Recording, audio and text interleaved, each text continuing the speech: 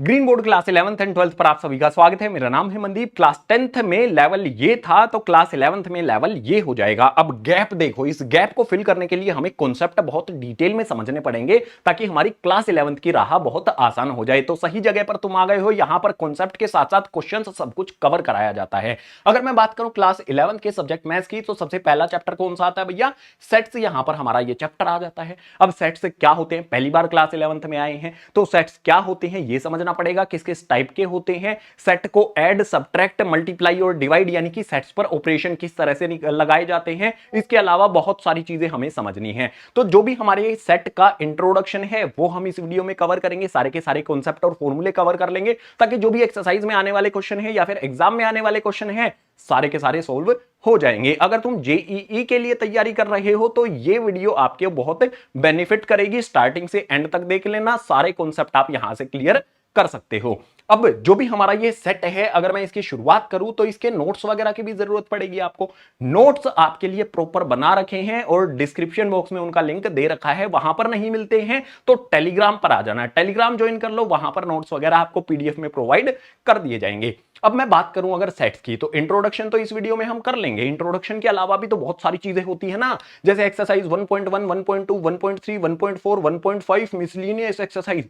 भाई इतनी सारी चीजें हैं सेट से रिलेटेड, यानी कि ये लेंथी चैप्टर हमारा यहां पर हो जाएगा। तो जो भी ये एक्सरसाइजेज हैं इंक्लूडिंग मिसलेनियस एक्सरसाइज, हर एक की अलग अलग वीडियो बनाई गई है।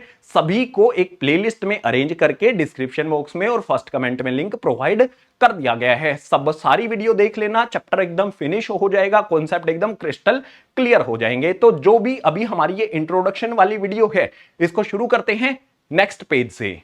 सबसे पहला चैप्टर सेट आता है, इसके नाम से शुरुआत करेंगे। बिल्कुल बेसिक से एडवांस जो भी हमारा सेट का कॉन्सेप्ट है वो आपको क्लियर करूंगा, क्योंकि पहली बार आता है तो हमें जीरो से शुरू करना होगा, एंड तक आप हीरो जरूर बन जाओगे। तो सबसे पहले हमारे पास जो भी हमारा ये चैप्टर आता है सेट। सेट नाम से आपको क्या समझ में आता है? कुछ समझ में अभी नहीं आएगा क्योंकि नाम ही हमने पढ़ा है। इसकी डेफिनेशन देखते हैं। डेफिनेशन में कहता है a set is well defined collection of objects. दो चीजों पर मुझे यहां पर ध्यान रखना है, एक ऑब्जेक्ट्स और एक वेल डिफाइंड। कलेक्शन होता है ऑब्जेक्ट्स का जो कि वेल डिफाइन होते हैं। अब भाई ऑब्जेक्ट्स क्या क्या हो सकते हैं तो समझो, यहां पर ऑब्जेक्ट्स में हमारे पास नंबर्स हो सकते हैं, लेटर्स हो सकते हैं, अल्फाबेट्स हो सकते हैं, रिवर्स हो सकते हैं, क्लास के स्टूडेंट जो हैं वो भी ऑब्जेक्ट्स हो सकते हैं, या फिर हम उनको एलिमेंट्स बोल सकते हैं। इसी तरह से कलेक्शन होता है, अलग अलग तरह के ऑब्जेक्ट्स का जो कलेक्शन होता है ना उसी को सेट कहा जाता है। और कलेक्शन कैसा होना चाहिए?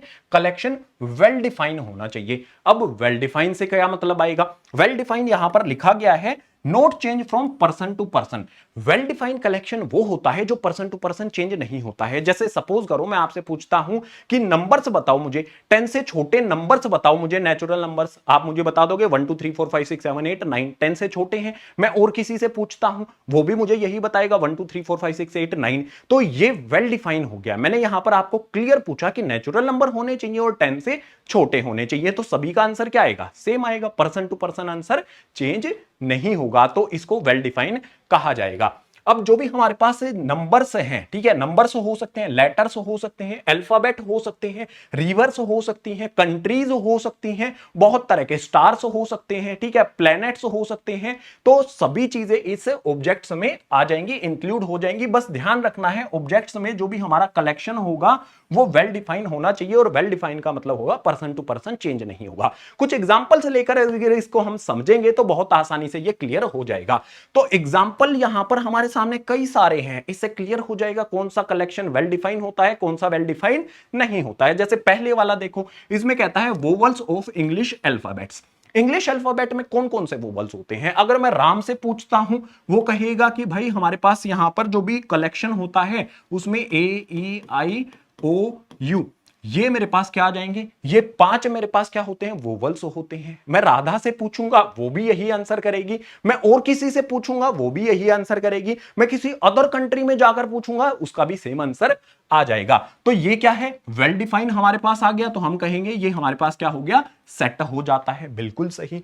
अगर मैं नेक्स्ट पूछूं किसी से, ठीक है, मैं आपसे पूछता हूं कि collection of days in a week, जो भी हमारे पास एक हफ्ता होता है, वीक होता है, उसमें कौन कौन से डेज होते हैं, आप मुझे बताना शुरू कर दोगे कि भैया संडे होता है, मंडे होता है, ट्यूसडे होता है, वेडनेसडे होता है, थर्सडे होता है, फ्राइडे होता है और उसके बाद आ जाता है सैटरडे। ये 7 दिन होते हैं भाई। 7 दिन के अलावा किसी का भी आंसर चेंज होगा क्या? हर कंट्री में हर जगह पर ये 7 दिन होते हैं, सबका आंसर यही रहेगा। तो ये भी क्या हो गया, वेल डिफाइंड, यानी कि इसको भी हम क्या बोल देंगे, ये भी हमारे पास सेट हो जाता है। इसी तरह से odd natural numbers less than 10, 10 से छोटे नंबर्स मुझे चाहिए, नेचुरल नंबर होने चाहिए और ओड होने चाहिए। कौन कौन से नंबर हो जाएंगे, तो देखो ओड नंबर होने चाहिए 10 से छोटे, नेचुरल तो मेरे पास 1 हो जाएगा, 3 हो जाएगा, 5 हो जाएगा, 7 हो जाएगा, 9 हो जाएगा। ये ओड नेचुरल नंबर्स हैं 10 से छोटे, समझे? किसी से भी पूछो यही सेम आंसर आएगा, तो हम कहेंगे ये क्या हो जाता है भाई, हमारे पास सेट हो जाता है, यानी कि ये वेल डिफाइंड कलेक्शन है ऑब्जेक्ट्स का।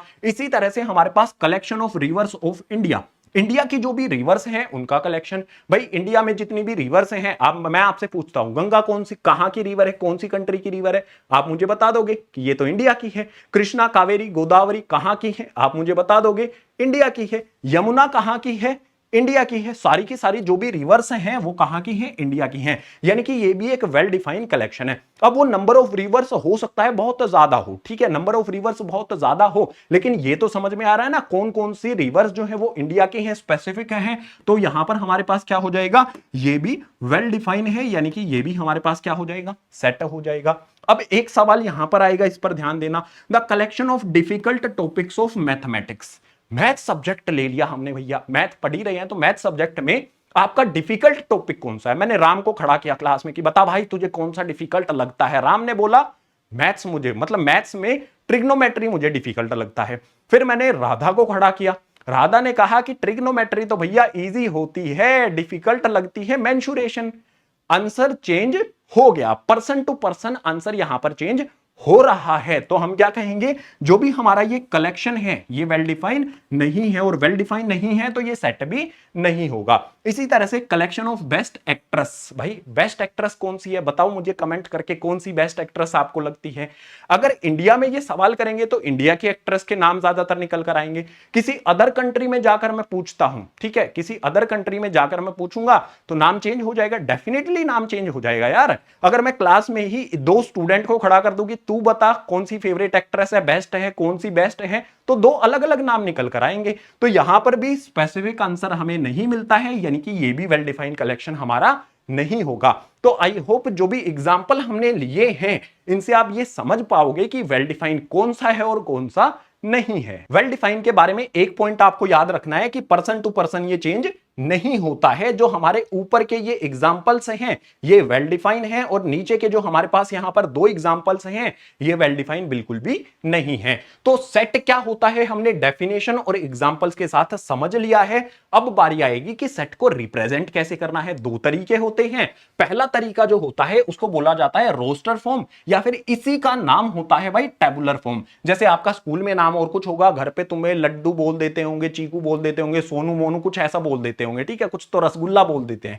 तो रोस्टर का नाम ही क्या हो गया, टेबुलर। ये दोनों एक ही है, बस नाम अलग अलग है। एक तरीका होता है रिप्रेजेंट करने का रोस्टर या फिर टेबुलर फॉर्म, दूसरा तरीका होता है सेट बिल्डर फॉर्म। अब ये दोनों तरीकों से सेट को रिप्रेजेंट कैसे किया जाएगा इंपॉर्टेंट है, बहुत बेसिक और इंपॉर्टेंट चीज यहां पर आपने समझनी है। ये समझोगे तभी आगे बढ़ पाएंगे।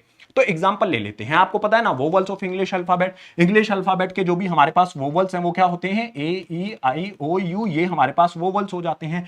अगर मुझे इसको रोस्टर फॉर्म में समझना है, रोस्टर फॉर्म में इसको रिप्रेजेंट करना है, तो कैसे किया जाएगा।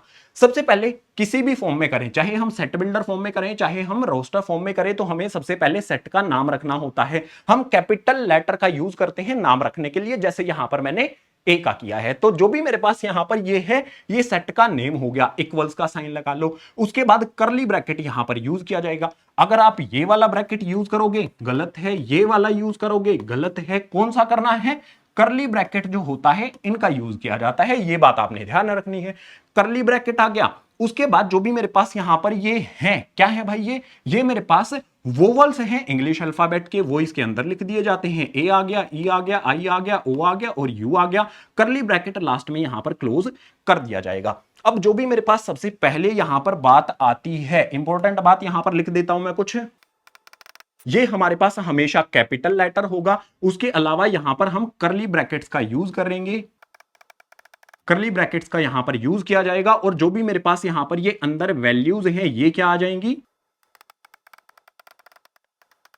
इनको क्या कहा जाएगा, जो भी ए ई आई ओ यू है, इनको या तो हम एलिमेंट्स बोल सकते हैं, ऑब्जेक्ट्स बोल सकते हैं, या फिर मेंबर्स बोल सकते हैं। ज्यादातर जो टीचर्स हैं वो एलिमेंट वर्ड का यूज कर सकते हैं। तो यहां पर हमारे पास क्या है, जो भी मेरे पास ये कैपिटल है, ये क्या हो गया, ये इस सेट का नाम हो गया। ये मेरे पास अंदर की तरफ क्या आ गए, एलिमेंट्स आ गए। अगर मैं आपसे पूछता हूं कितने एलिमेंट्स है, तो काउंट कर सकते हो आप। यहां पर 1 2 3 4 5 एलिमेंट यहां पर आ जाते हैं। हर एक एलिमेंट के बीच में हमें यहां पर कोमा भी लगा देना है। तो जो भी रोस्टर फॉर्म होती है या फिर टेबुलर फॉर्म होती है, इस तरह से किसी भी सेट को उसमें शो किया जाता है। और एग्जांपल ले लेते हैं, अच्छी तरह से ये क्लियर हो जाएगी। दूसरे एग्जांपल में मेरे पास यहां पर क्या है, odd natural numbers less than 10।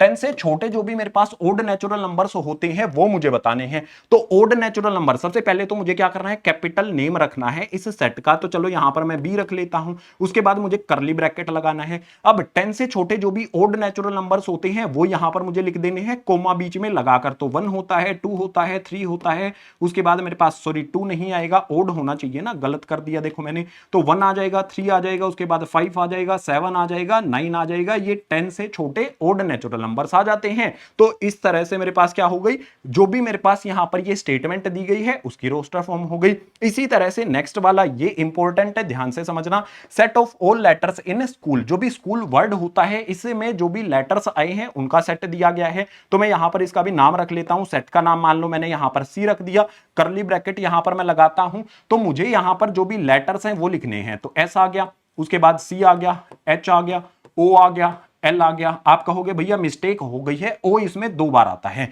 एक बात ध्यान रखो, सेट में जब भी हम लेटर्स लिखेंगे या फिर जो भी हमारे पास यहां पर एलिमेंट्स, ऑब्जेक्ट्स या फिर मेंबर्स होते हैं वो कभी भी रिपीट नहीं होते हैं। ध्यान रखना है इस बात का। अब मेरे पास यहां पर ओ 2 बार आया है, लेकिन इसके अंदर मुझे रिपीट नहीं करना है। यहां पर देखोगे 6 आपको दिखेंगे, जो भी लेटर्स हैं वो 6 हैं, लेकिन यहां पर हमने कितने लिखे, सिर्फ 5 लिखे। हमारा जो रिपीट हो रहा था उसमें से एक को कट हमें कर देना है। जब भी हम रोस्टर फॉर्म में लिखेंगे तो इस तरह से हमारे पास आ जाएगा, रिपीट हमें नहीं करना है। अब जो भी मेरे पास यहां पर मैंने 3 एग्जांपल लिए हैं, ये तीनों के तीनों हमने किस फॉर्म में लिखे हैं, रोस्टर या फिर टेबुलर फॉर्म में। आप कहोगे ये सेट बिल्डर फॉर्म में, इन्हीं तीनों को सेट बिल्डर फॉर्म में कैसे लिखा जाएगा, समझते हैं ना उसको भी। तो आ गए हैं उसके लिए नेक्स्ट पेज पर। सेट बिल्डर फॉर्म जो होती है इसमें हम वेरिएबल का यूज करते हैं। वेरिएबल हमारे पास एक्स हो सकता है या फिर वाई हो सकता है। कैसे लिखना है ये समझो, वही एग्जांपल है the vowels of English alphabet. कुछ चीजें सेम रहेंगी, जैसे मेरे पास नेम जो है मैं वो ए रख लेता हूं, इक्वल्स टू में करली ब्रैकेट लगा लेता हूं। जो भी मेरे पास सेट बिल्डर फॉर्म होती है इसमें वेरिएबल के साथ साथ हम स्टेटमेंट लिखते हैं। एक्चुअल में हम यहां पर मेंबर्स या फिर एलिमेंट का यूज नहीं करते हैं। तो मुझे यहां पर वेरिएबल का यूज करना है। वेरिएबल क्या है, मेरे पास एक्स आ जाता है। एक्स के बाद मुझे एक बार और यहां पर एक्स लिखना है, उसके लिए इस तरह से मुझे डॉट लगाने हैं। इनको क्या रीड किया जाता है, सच दैट। जो भी मेरे पास ये डॉट्स लगाए गए हैं इनको सच दैट यू रीड किया जाता है, यानी कि एक्स सच दैट एक्स। अब जो भी मेरे पास यहां पर इसके अंदर है वो क्या होंगे, वो हमारा वेरिएबल है। और वेरिएबल को मैं कैसे डिफाइन करूंगा, x is vowel of English alphabet. जो भी हमारे पास यहां पर इस वाले सेट में एक्चुअल में जो मेरे पास एलिमेंट्स है वो क्या होंगे, वो मेरा एक्स होगा। और एक्स को कैसे डिफाइन किया है, x is vowel of English alphabet. यहां पर हमें स्टेटमेंट लिख देना है। मान लेंगे कि जो भी मेरे पास इसके एलिमेंट्स हैं, वो क्या हो जाएंगे, एक्स हो जाएंगे। अब सवाल करो, इसके एलिमेंट्स जो भी मेरे पास है वो एक्स है, तो एक्स क्या है, x is vowel of English alphabet. X यहां पर हमारे पास क्या हो जाता है, इंग्लिश अल्फाबेट के वोवल्स यहां पर निकलकर आ जाते हैं। इसके अलावा मैंने यहां पर आपको एक इंपॉर्टेंट पॉइंट भी बता दिया है, जो भी मेरे पास ये डॉट्स होते हैं यहां पर जो लगाए गए हैं, इनको कैसे रीड करना है, सच दैट इनको रीड करना है। इसी तरह से यहां पर odd natural numbers less than 10 है, इसको कैसे रिप्रेजेंट किया जाएगा सेट बिल्डर फॉर्म में। तो यहां पर हम सेट का नाम रख लेंगे, इक्वल्स का साइन लगा करके करली ब्रैकेट लगा देंगे। वेरिएबल यहां पर हमारा एक्स सच दैट एक्स आ जाएगा। मैं आपसे पूछूं कि जो भी मेरे ये दिए गए हैं इसके जो भी मेंबर्स हैं उनको मैं एक्स मान लेता हूं। एक्स है क्या, एक्स ओड नेचुरल नंबर्स हैं लेस देन 10, तो यहां पर मैं लिख देता हूं ओड नेचुरल नंबर्स, मैंने सिर्फ ये लिखा है कि ओड नेचुरल नंबर्स हैं, लेस देन 10 भी हमें शो करना है तो हम इस तरह से लिख सकते हैं ना, जो भी हमारा x है लेस देन 10 यहां पर हो जाएगा। तो इनइक्वालिटी साइन भी यहां पर यूज किया जा सकता है। तो इस तरह से मेरे पास ये वाला जो स्टेटमेंट दी गई है उसको हमने सेट बिल्डर फॉर्म में लिख दिया। इसी तरह से मेरे पास जो स्कूल लेटर आता है, स्कूल सॉरी वर्ड आता है, इसके लेटर्स का सेट दिया गया है, इसको कैसे लिखेंगे, तो मान लेते हैं ये हमारा सी सेट है, करली ब्रैकेट लगा देंगे, x such that x is,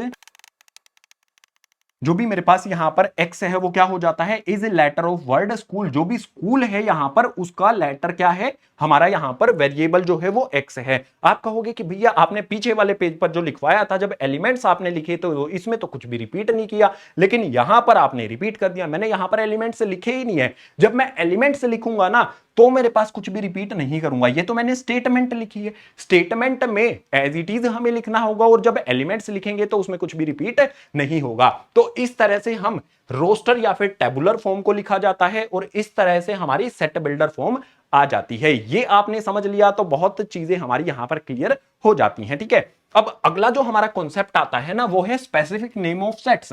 कुछ ऐसे सेट्स होते हैं जिनके स्पेसिफिक नेम होते हैं, वो उन्हीं के लिए यूज किया जाता है। जैसे मैं कोई भी सेट ले लेता हूं, ये क्या है, मेरे पास सेट का नेम है, इसके अंदर मेरे पास कोई भी एलिमेंट्स 1 2 3 इस तरह से एलिमेंट्स आ जाते हैं ना, तो मेरे पास जो भी ये ए है ये नेम है सेट का। कुछ जो ऐसे सेट हैं जिनका नेम पहले से फिक्स होता है वो हमें समझने हैं। जैसे अगर मेरे पास किसी सेट दिया गया है, मुझे सेट n दिया गया है, तो उसका मतलब क्या हो जाएगा, set of natural numbers, natural numbers का वो सेट हो जाएगा। नेचुरल नंबर्स क्या होते हैं, क्लास 11th में आ गए हो, ये बताने की जरूरत नहीं होनी चाहिए। इसी तरह से अगर z दिया गया है तो वो क्या हो जाएगा, सभी के सभी इंटीजर्स का सेट हो जाएगा। q दिया गया है तो वो रैशनल नंबर्स का सेट हो जाएगा। r जो दिया गया है मुझे वो रियल नंबर्स का सेट हो जाएगा। z प्लस अगर मुझे दे दिया गया है इस तरह से तो set of all positive integers हो जाएंगे। z नेगेटिव मुझे दिया गया है तो वो क्या हो जाएगा, सेट ऑफ नेगेटिव इंटीजर्स हो जाएंगे। और यहां पर हमारे पास देखो यहां पर आ गया है, ये फिर से रिपीट ही हुआ है, set of all real numbers R को बोल दिया जाता है। तो ये कुछ स्पेसिफिक नेम होते हैं। अगर मैं आपको बोल दूं कि सेट n बताओ क्या होगा, ठीक है, सेट n बताओ, तो आपको समझ जाना है कि यहां पर नेचुरल नंबर्स की बात हो रही है। कैपिटल N की अगर कहीं पर लिखा दिखे तो आपको समझ जाना है सेट ऑफ नेचुरल नंबर्स है, R लिखा दिखे तो सेट ऑफ रियल नंबर्स है। ठीक है, इस तरह से हमने जो भी सेट होता है उसको कैसे रिप्रेजेंट किया जाता है वो भी समझ लिया, स्पेसिफिक नेम जो होते हैं वो भी समझ लिए। अभी कुछ कॉन्सेप्ट और बचे हैं, उनके लिए आ जाओ नेक्स्ट पेज पर। जो भी हमारा ये चैप्टर आता है ना इसमें सिंबल्स का भी यूज किया जाता है, तो वो सिंबल्स हम इसी पेज पर समझ लेते हैं। जो भी हमारे ये सिंबल्स है अपनी ये नोटबुक में आपने बना लेने हैं, क्योंकि इनका यूज किया जाएगा चैप्टर नंबर सेट के साथ साथ जो भी हमारे आने वाले चैप्टर हैं उसमें भी इनका यूज होगा, क्लास 12th में भी होगा, जेई नीट वगैरह का एग्जाम होगा उसमें भी आपका यूज होने वाला है। तो जो भी हमारे पास मैथ के सिंबल है इनका यूज सिर्फ मैथ में ही नहीं फिजिक्स में भी किया जाता है। तो अगर मेरे पास इस तरह से सिंबल दे दिया जाए तो वो होता है बिलोंग्स टू का सिंबल। अगर बिलोंग्स टू बनाकर उसे कट कर दिया जाए तो नॉट बिलोंग्स टू का हो जाएगा। इस तरह से सबसेट का सिंबल होता है, सबसेट के साथ साथ मुझे इक्वल भी दे दिया जाए तो सबसेट n इक्वल हो जाएगा। सबसेट बनाकर उसे कट कर दिया जाए तो मतलब हो जाएगा नोट सबसेट, यानी कि सबसेट नहीं है। आपके दिमाग में ये आएगा कि ये सबसेट क्या होता है, आगे आएगा इसी इंट्रोडक्शन में सब कुछ क्लियर हो जाएगा। सिंबल्स बना लो, यूनियन के लिए इस तरह का सिंबल होता है, इंटरसेक्शन के लिए इस तरह का सिंबल होता है। अगर मेरे पास जीरो बनाकर उसे कट कर दिया जाए यानी कि कुछ इस तरह से कर दिया जाए तो ये होता है फाई, और फाई का मतलब होता है एम्प्टी सेट। जो भी मेरे पास यहां पर ये करली ब्रैकेट है ये तो आप समझ ही गए होंगे कि सेट ब्रैकेट्स इनको कहा जाता है। जो भी सेट के एलिमेंट्स है वो करली ब्रैकेट के अंदर आते हैं। इसके अलावा NA इस तरह से अगर लिखा गया है तो इसका मतलब हो जाएगा number of elements in set ए। जो भी मेरे पास यहां पर A सेट है उसके अंदर कितने नंबर ऑफ एलिमेंट्स हैं, ये सिंबल्स आपको आने चाहिए। ये सिंबल्स अगर आप बना लेते हो ना तो काफी हद तक जो सिंबल्स का यूज है वो आपको समझ में आ जाएगा। ठीक है, सिंबल्स बना लो, इंपॉर्टेंट है। अब इनका यूज कैसे कैसे आएगा वो आपको समझा दूंगा। अब यहां पर जो हमारा नेक्स्ट कॉन्सेप्ट शुरू होता है उसको कहेंगे टाइप्स ऑफ सेट्स। सेट्स के हमारे पास कई सारे टाइप्स होते हैं, एम्प्टी सेट होता है, फाइनाइट होता है, infinite, equal set, universal set. एक एक करके समझते हैं ये होते क्या है। एग्जांपल के साथ समझेंगे तो जो भी हमारे डाउट हैं वो क्लियर हो जाएंगे। यहां पर अगर मैं बात करता हूं सबसे पहले एम्प्टी सेट की। एम्प्टी सेट क्या होता है भाई समझो, यहां पर एम्प्टी सेट क्या होता है, the set which does not contain any element is called empty set. अगर हमारे पास कोई सेट दिया गया है जिसमें कोई भी एलिमेंट ही नहीं है, कोई भी एलिमेंट ही नहीं है, यानी कि मैं अपना पर्स निकालता हूं उसमें पैसे ही नहीं है, तो मैं क्या कहूंगा, एम्प्टी कहूंगा, ठीक है। वैसे मेरा पर्स रखा है वो भी खाली है, ठीक है। तो जो भी हमारे पास सेट हो जिसमें कोई भी एलिमेंट ही नहीं है, एलिमेंट उसमें नहीं है, तो उसको हम कहेंगे एम्प्टी सेट। अब एम्प्टी सेट जो भी हमारे पास होता है, एम्प्टी सेट को अलग अलग नामों से जाना जाता है। एम्प्टी सेट जो भी हमारे पास होता है, it is also called null set भी बोला जाता है, उसको वॉइड सेट भी बोला जाता है। इसके बाद कहता है नेक्स्ट यहां पर it denoted by symbol phi. मैंने आपको पीछे वाले पेज पर जो सिंबल्स बताए थे, देखो ये वाला जो सिंबल है ये फाई का सिंबल होता है, तो एम्प्टी सेट फाई से शो किया जाता है। तो जो भी हमारा यहां पर एम्प्टी सेट है उसको फाई से शो किया जाता है। और फाई हमारा क्या होता है, फाई का सिंबल क्या होता है, इस तरह से हमारे पास ये सिंबल जो होता है ये फाई का सिंबल होता है। जो भी एम्प्टी सेट है वो 5 से भी शो किया जाता है। इसके अलावा एक तरीका और होता है एम्प्टी सेट को शो करने का, करली ब्रैकेट है ओपन, उसके बाद करली ब्रैकेट क्लोज, करली ब्रैकेट ओपन और क्लोज कर देंगे, कोई भी एलिमेंट नहीं लिखेंगे, इसका मतलब भी क्या हो जाएगा, एम्प्टी सेट हो जाएगा। कुछ एग्जांपल्स लेकर हमें समझने होंगे कि यार कोई भी सेट एम्प्टी हो कैसे सकता है। एग्जांपल ले लेते हैं ना, तो एग्जांपल में मेरे पास यहां पर आता है set of triangle with 4 sides. मुझे बताओ कोई भी ऐसा ट्राइंगल हमारे पास होता है, अगर मैं यहां पर एक ट्राइंगल बना देता हूं, कोई भी मेरे पास एक ट्राइंगल होता है जिसकी 4-4 साइड हो, ऐसा कोई ट्राइंगल होता है क्या, बताओ मुझे। तो आप कहोगे ऐसा तो पॉसिबल ही नहीं है, 3 साइड होंगी तो ट्राइंगल होता है। अगर मैं 4 साइड बनाऊंगा तो मेरे पास यहां पर जो भी ट्राइंगल शेप है वो नहीं आएगी। तो ट्राइंगल के लिए मुझे 4 साइड नहीं सिर्फ 3 साइड वाले को बोला जाता है। कोई भी ऐसा नहीं होता है जिसमें 4 साइड हो। तो मान लेते हैं जो भी मेरे पास ये सेट है इसको हम टी से डिनोट कर लेते हैं। टी से डिनोट करने के बाद जो भी मेरे पास यहां पर ये आया है ये क्या हो जाएगा, एम्प्टी सेट, यानी कि कोई भी एलिमेंट नहीं आएगा ना इसमें। तो इसको मैं कैसे शो कर सकता हूं, 5 से शो करता हूं। अगर t इक्वल्स टू में 5 लिख दिया गया है यानी कि ये क्या हो गया, एम्प्टी सेट हो गया, कोई भी एलिमेंट इसमें नहीं आएगा। आगे अगर मैं बात करता हूं, यहां पर ए सेट मुझे दिया गया है और किस तरह से दिया गया है, ये सेट बिल्डर फॉर्म में दिया गया है। देखो इसको सोल्व करो तो मेरे पास यहां पर बोलता है ए सेट में जो भी मेरे पास ये ए सेट है x such that x is natural number less than 10। जो भी हमारे नेचुरल नंबर्स होते हैं, आपको पता है ना नेचुरल नंबर्स हमारे कौन से होते हैं, 1 होता है, 2 होता है, 3 होता है और इंफिनिटी तक ये चलते रहते हैं। तो हमें बोलता है कि लेस देन 10 नेचुरल नंबर होना चाहिए, जो भी 0 है उससे छोटा होना चाहिए। तो 0 से छोटा तो कोई भी नेचुरल नंबर होता ही नहीं है, तो इसको भी क्या कहा जाएगा, जो भी मेरे पास यहां पर ए सेट है ये क्या हो जाएगा मेरे पास, एम्प्टी सेट, यानी कि मैं इसको 5 लिख सकता हूं। इसके बाद एक और एग्जांपल ले लो, यहां पर मुझे बी सेट दिया गया है। बी सेट के लिए देखो x such that x square equals to में 4, मेरे पास यहां पर क्या है, इक्वेशन दी गई है। जो भी मेरे पास यहां पर x स्क्वायर है वो किसके इक्वल है, 4 के इक्वल है। अगर मैं इसको सोल्व करके वेरिएबल की वैल्यू फाइंड करूंगा तो स्क्वायर रूट लगा लेंगे, स्क्वायर से रूट कैंसिल होने पर x इक्वल्स टू में प्लस माइनस यहां पर आ जाएगा मेरे पास 2, प्लस माइनस मेरे पास 2 आएगा। जो भी मेरे पास यहां पर इसका सॉल्यूशन है वो x है वो क्या होना चाहिए, ओड होना चाहिए। मुझे तो यहां पर किसी भी कंडीशन में माइनस का 2 मिलेगा, प्लस का 2 मिलेगा, इवन मिलता है। ओड मिलता है क्या, नहीं मिलता है। ये कहता है कि ओड होना चाहिए, तो इस कंडीशन में हमारे पास जो भी बी है वो क्या हो जाएगा, 5 हो जाता है। तो आई होप जो भी एम्प्टी होता है सेट, खाली सेट जो होता है उसको कैसे शो करते हैं वो समझ में आ गया होगा। एग्जांपल्स से आप ये समझ गए होंगे कि एम्प्टी सेट कौन सा होता है। सिंपल डेफिनेशन से आपको ये समझना है, कोई भी एलिमेंट नहीं है, एम्प्टी सेट हो जाएगा। एम्प्टी के बाद दूसरे की अगर मैं बात करूं तो उसको कहेंगे हम फाइनाइट और इनफाइनाइट सेट। दोनों समझ लेते हैं, फाइनाइट सेट और इनफाइनाइट सेट किसको कहा जाएगा। यहां पर सबसे पहला पॉइंट मेरे पास आ जाता है, इसमें कहता है सेट विच इज एम्प्टी और contain countable elements called finite set है। कोई भी ऐसा सेट है मेरे पास जो एम्प्टी है और जिसमें काउंटेबल एलिमेंट्स आते हैं। कोई भी ऐसा सेट जो खाली है, एम्प्टी का मतलब क्या हो जाएगा, खाली, जिसको हम 5 से शो करेंगे। तो कोई भी ऐसा सेट जो यहां पर हमारा क्या हो गया, एम्प्टी है और उसमें काउंटेबल एलिमेंट्स आते हैं, यानी कि हमें पता चल जाए कि हाँ इसमें नंबर ऑफ एलिमेंट्स कितने हैं, काउंटेबल हैं, तो उसको क्या कहा जाएगा, उसको फाइनाइट सेट कहा जाएगा। एग्जांपल हम लेंगे इनके, लेकिन उससे पहले हम इनफाइनाइट सेट को भी समझ लेते हैं। तो यहां पर हमारे पास डेफिनेशन दी गई है, the set which contain uncountable elements called infinite set है। हमें पता ही नहीं है भैया कितने नंबर ऑफ एलिमेंट्स दिए गए हैं किसी भी सेट के अंदर, कितने ऑब्जेक्ट्स आते हैं किसी भी सेट के अंदर, उसको इनफाइनाइट बोल देंगे। एग्जांपल्स से समझते हैं। सबसे पहले मेरे पास यहां पर आता है, देखो मेरे पास यहां पर एक ए सेट दिया गया है, इसके अंदर मेरे पास क्या है, 0 है, 3 है, 6 है, सो ऑन टिल 99 तक है। तो मुझे पता है ना 0 3 6 9 आ जाएगा, उसके बाद इसी तरह से मेरे पास कहां तक नंबर्स आ जाएंगे, 99 तक नंबर आ जाएंगे। तो बताओ जो भी मेरे पास इस सेट, ये सेट जो दिया गया है मैं पता लगा सकता हूं ना इसके अंदर कितने नंबर ऑफ एलिमेंट्स है, क्योंकि 99 पर वो एंड हो जाते हैं ना। तो इस तरह का जो भी हमारा सेट है उसको क्या कहेंगे, फाइनाइट सेट उसको बोल दिया जाएगा। ठीक है, फाइनाइट हो गया। बी यहां पर मेरे पास आता है, बी में क्या दिया गया है, x such that x is a natural number. जो भी हमारे पास नेचुरल नंबर होते हैं, आप मुझे बताओ नेचुरल नंबर कितने होते हैं मेरे पास, 1 आ जाएगा, 2 आ जाएगा, 3 आ जाएगा and so on till infinity, अनंत तक वो चलते रहते हैं। तो जो भी मेरे पास यहां पर ये वाला सेट है इसके अंदर एलिमेंट्स कितने आएंगे नहीं पता है ना, इंफिनिटी तक होते हैं, अनंत तक होते हैं। अनंत तक जो भी हमारे पास नंबर्स आते हैं क्या हम उनको काउंट कर सकते हैं, नहीं कर सकते हैं, अनकाउंटेबल हैं। तो मैं बोल दूंगा ये क्या हो जाएगा हमारे पास, इनफाइनाइट सेट ये हो जाता है हमारे पास। इसी तरह से हमारे पास यहां पर एक सी सेट आ जाता है, इसमें दिया गया है x such that x is a point on line. आपको पता है ना हमारी लाइन क्या होती है, लाइन इस तरह से हम ड्रॉ करते हैं, लाइन को इनफाइनाइटली इस तरफ इंक्रीज किया जा सकता है और इस तरफ भी इनफाइनाइटली इंक्रीज किया जा सकता है। लाइन पर हमारे पास कितने पॉइंट होते हैं, पॉइंट बनाकर देखो भाई, लाइन पर इस तरफ भी इंक्रीज करते जाएंगे तो हमारे पॉइंट भी इंक्रीज हो जाएंगे।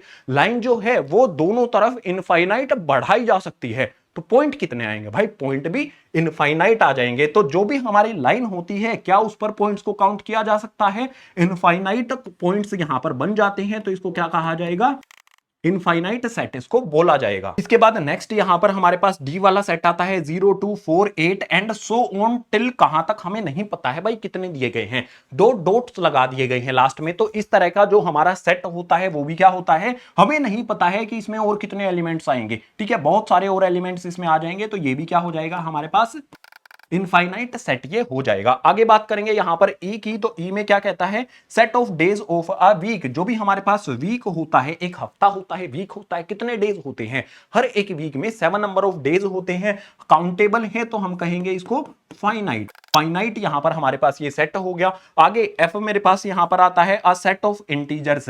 हमें पता है क्या कितने इंटीजर्स होते हैं, इंटीजर्स हमारे क्या होते हैं भाई, 0 होता है, 1 होता है, उसके बाद 2 होता है, ये प्लस में इंफिनिटी तक जाते हैं, इस तरफ -1 होता है, -2 होता है और इस तरफ भी माइनस इंफिनिटी तक ये जाते हैं। ठीक है, इंफिनिटी का यहां पर साइन हमें बना देना है। तो जो भी इंटीजर्स हैं क्या इनको काउंट किया जा सकता है, प्लस इंफिनिटी से माइनस इंफिनिटी तक जाते हैं जो, तो वो भी इनफाइनाइट होते हैं, इनफाइनाइट इंटीजर्स होते हैं। तो मैं क्या कहूंगा, इनफाइनाइट एलिमेंट्स आ जाएंगे इस वाले सेट में। तो जो भी मेरा सेट का टाइप है वो क्या हो जाएगा, इनफाइनाइट सेट हो जाएगा। तो जो भी हमारे पास फाइनाइट और इनफाइनाइट सेट होते हैं, सिंपल वे में यहां पर आपको समझा दिया गया है। अगर मेरे पास कोई भी सेट खाली हो तो उसको भी हम क्या बोल सकते हैं, फाइनाइट सेट बोल सकते हैं, क्योंकि हमें पता है ना नंबर ऑफ एलिमेंट्स कितने हैं, 0 हैं। 0 है तो भी फाइनाइट सेट होगा, या फिर काउंटेबल है तो भी फाइनाइट सेट वो हो जाएगा, और अनकाउंटेबल है जिसको हम काउंट नहीं कर सकते हैं वो हो जाएगा हमारे पास यहां पर इनफाइनाइट सेट। फाइनाइट इनफाइनाइट के बाद अब हमें समझना होगा इक्वल सेट को। भाई इक्वल सेट क्या होता है, इक्वल सेट में हमारे पास यहां पर डेफिनेशन दी गई है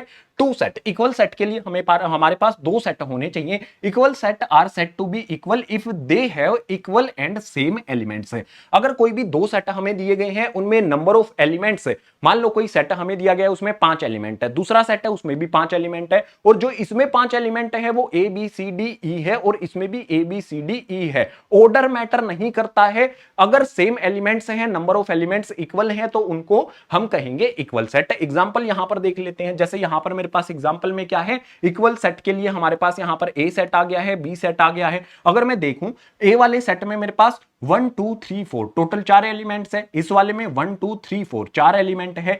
नंबर ऑफ एलिमेंट्स हमें काउंट करने हैं, इसके अलावा हमें एलिमेंट्स मैच भी करने हैं। इस वाले में 1 है, इस वाले में भी है, इस वाले में 2 है, इस वाले में भी है, इसमें 3 है, इसमें भी 3 है, इसमें 4 है, इसमें भी 4 है। ऑर्डर मैटर नहीं करता है, एलिमेंट्स जो इसमें है वो इसमें भी होने चाहिए। तो हम क्या कहेंगे, जो भी हमारा यहां पर ए सेट है वो इक्वल हो जाता है बी सेट के। तो यहां पर हमारे पास जो ए और बी है ये एक दूसरे के इक्वल हो जाते हैं। कुछ और एग्जांपल्स ले लेते हैं और अच्छी तरह से इसको क्लियर करने के लिए। तो यहां पर मुझे सी और डी 2 सेट दिए गए हैं। इसमें कहता है x such that x is positive integer. जो भी हमारा पास यहां पर सेट है ये क्या है, ये मेरे पास क्या है, सेट ऑफ पॉजिटिव इंटीजर्स है, पॉजिटिव इंटीजर्स का सेट है। पॉजिटिव इंटीजर्स मेरे पास क्या होते हैं, मेरे पास 1 होता है, 2 होता है, 3 होता है, 4 होता है, और इसी तरह से कहां तक चले जाते हैं, इंफिनिटी तक चले जाते हैं। पॉजिटिव इंटीजर्स तो इनफाइनाइट होते हैं ना। तो जो भी मेरे पास यहां पर ये सेट बिल्डर फॉर्म में दिया गया था, इसको रोस्टर फॉर्म में मैंने कन्वर्ट किया। अब इसको मैच कर लेते हैं डी के साथ। डी में क्या है, 1 है, 3 है, 2 है, 4 है। मान लो जो भी मेरे पास ये नंबर दिए गए हैं, इसमें मुझे यहां पर मान लो कोई भी एक नंबर मेरे पास नेगेटिव दे दिया जाता है, सिर्फ हमें मान लेना है, ठीक है। तो इसके जो भी मेरे पास ये डी है, इसमें क्या है, 1 है, 2 है, 4 है, और माइनस का 3 आ जाता है। तो क्या इस कंडीशन में सी और डी, ये मैंने -3 कर दिया, ठीक है। तो मुझे बताओ, क्या ये जो भी हमारे पास सेट दिया गया है, सी और डी एक दूसरे के इक्वल होगा? इसमें पॉजिटिव इंटीजर्स आते हैं, इसमें मेरे पास -3 आ गया। बेशक से ये एलिमेंट्स इसमें इनफाइनाइट हैं, इसमें भी इनफाइनाइट हैं, लेकिन क्या एलिमेंट्स इसके और इसके सेम हैं? इसमें -3 आएगा, इसमें नहीं आएगा। तो मैं यहां पर बोल सकता हूं कि जो भी मेरे पास यहां पर सेट है सी वाला, वो इक्वल नहीं होगा डी के, सी नॉट इक्वल्स टू डी हो जाएगा। इसी तरह से यहां पर ई और एफ हमें दिए गए हैं, चेक करो हमारे पास क्या है, ई वाले में क्या है, 1 2 3 4 एलिमेंट्स आते हैं। एफ वाले में क्या है, 1 2 3 4, इसमें भी 4 एलिमेंट्स आ जाते हैं। अब देखो टी इसमें भी है, दोनों में टी दिया गया है, दोनों में ओ दिया गया है, दोनों में एम आ जाता है। इसमें मेरे पास ए आता है, क्या नीचे वाले में ए है? नहीं। इस वाले में जी है, क्या ऊपर वाले में जी है? नहीं। तो जो भी मेरे पास यहां पर ई और एफ सेट हैं, वो भी क्या होंगे, एक दूसरे के इक्वल नहीं होंगे। इक्वल कब होते हैं, ये मैंने आपको समझा दिया है, नंबर ऑफ एलिमेंट्स और जो भी एलिमेंट्स हैं वो सेम होने चाहिए, तभी हम एलिमेंट्स को इक्वल बोल सकते हैं। तो इक्वल सेट को भी हमने यहां पर समझ लिया। अगला आ जाता है लास्ट वाला हमारा टाइप ऑफ सेट, जिसमें पढ़ेंगे हम यूनिवर्सल सेट। तो हमारे टाइप ऑफ सेट कंप्लीट हो जाएंगे। अब यहां पर जो भी यूनिवर्सल सेट आया है, इस सेट में हमारे पास दिया क्या गया है, यूनिवर्सल सेट की डेफिनेशन पर आ जाते हैं। सबसे पहले इसमें दिया गया है, a universal set is set of all elements under consideration. Universal set का मतलब क्या होता है, तो चलो इसके नंबर जो भी नाम दिया गया है ना, इससे समझते हैं। यूनिवर्सल सेट यानी कि पूरा का पूरा यूनिवर्स इसके अंदर आ जाता है, ठीक है। यूनिवर्स समझते हो ना, पूरी की पूरी दुनिया इसके अंदर आ जाती है। अब यूनिवर्सल सेट में हर एक एलिमेंट आ जाएगा, कोई भी नंबर हो, कोई भी रिवर हो, कोई भी माउंटेन हो, कोई भी प्लेनेट हो, सब कुछ इस यूनिवर्सल सेट के अंदर आता है। इसको समझते हैं, इसमें किस तरह के क्वेश्चन आपसे पूछे जाएंगे वो आपने समझना है मेनली। तो एग्जांपल यहां पर हमारे पास आता है, एक ए सेट दिया गया है, इसके अंदर हमें यहां पर दिया गया है सैटरडे और संडे। तो जो भी सैटरडे और संडे है, इसका मतलब क्या है, डेज दिए गए हैं। कितने डेज दिए गए हैं, 2 डेज दिए गए हैं। अब अगर आपसे ये पूछ लिया जाए कि ए सेट के लिए यूनिवर्सल सेट लिखो, यूनिवर्सल सेट क्या होगा, तो यूनिवर्सल सेट जो होता है उसको यू से डिनोट किया जाता है। यू के अंदर मेरे पास यहां पर करली ब्रैकेट आ जाएगा। यहां पर तो सिर्फ 2 दिन दिए गए हैं, लेकिन यूनिवर्स में क्या होगा, सारे के सारे दिन आ जाएंगे। और सारे के सारे दिन कौन से होते हैं हमारे, वो लिख देने हैं हमें।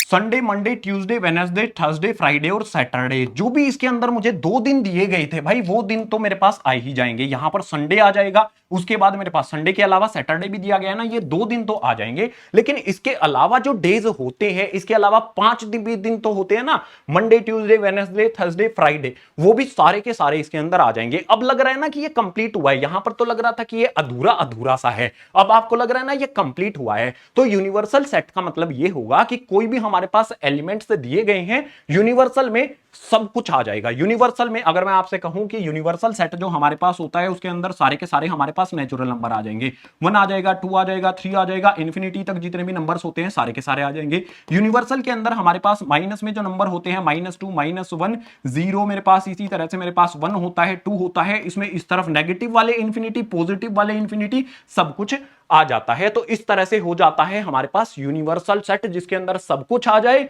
वो यूनिवर्सल सेट हो जाएगा। तो यूनिवर्सल सेट हमने कंप्लीट किया। अब हमारा अगला कॉन्सेप्ट जो शुरू होता है उसे कहेंगे हम सबसेट। सबसेट के लिए जो मैंने सिंबल बताए थे ना, सिंबल वाला पेज जो मैंने बताया था, वहां पर सिंबल भी आपने देखने हैं, क्योंकि सबसेट के सिंबल का यूज यहां पर किया जाएगा। अब जो सबसेट होता है वो क्या होगा, इसकी डेफिनेशन से समझने की कोशिश करते हैं। तो इसमें मुझे दिया गया है, set A is set to be set subset of B if every element of A is also element of B.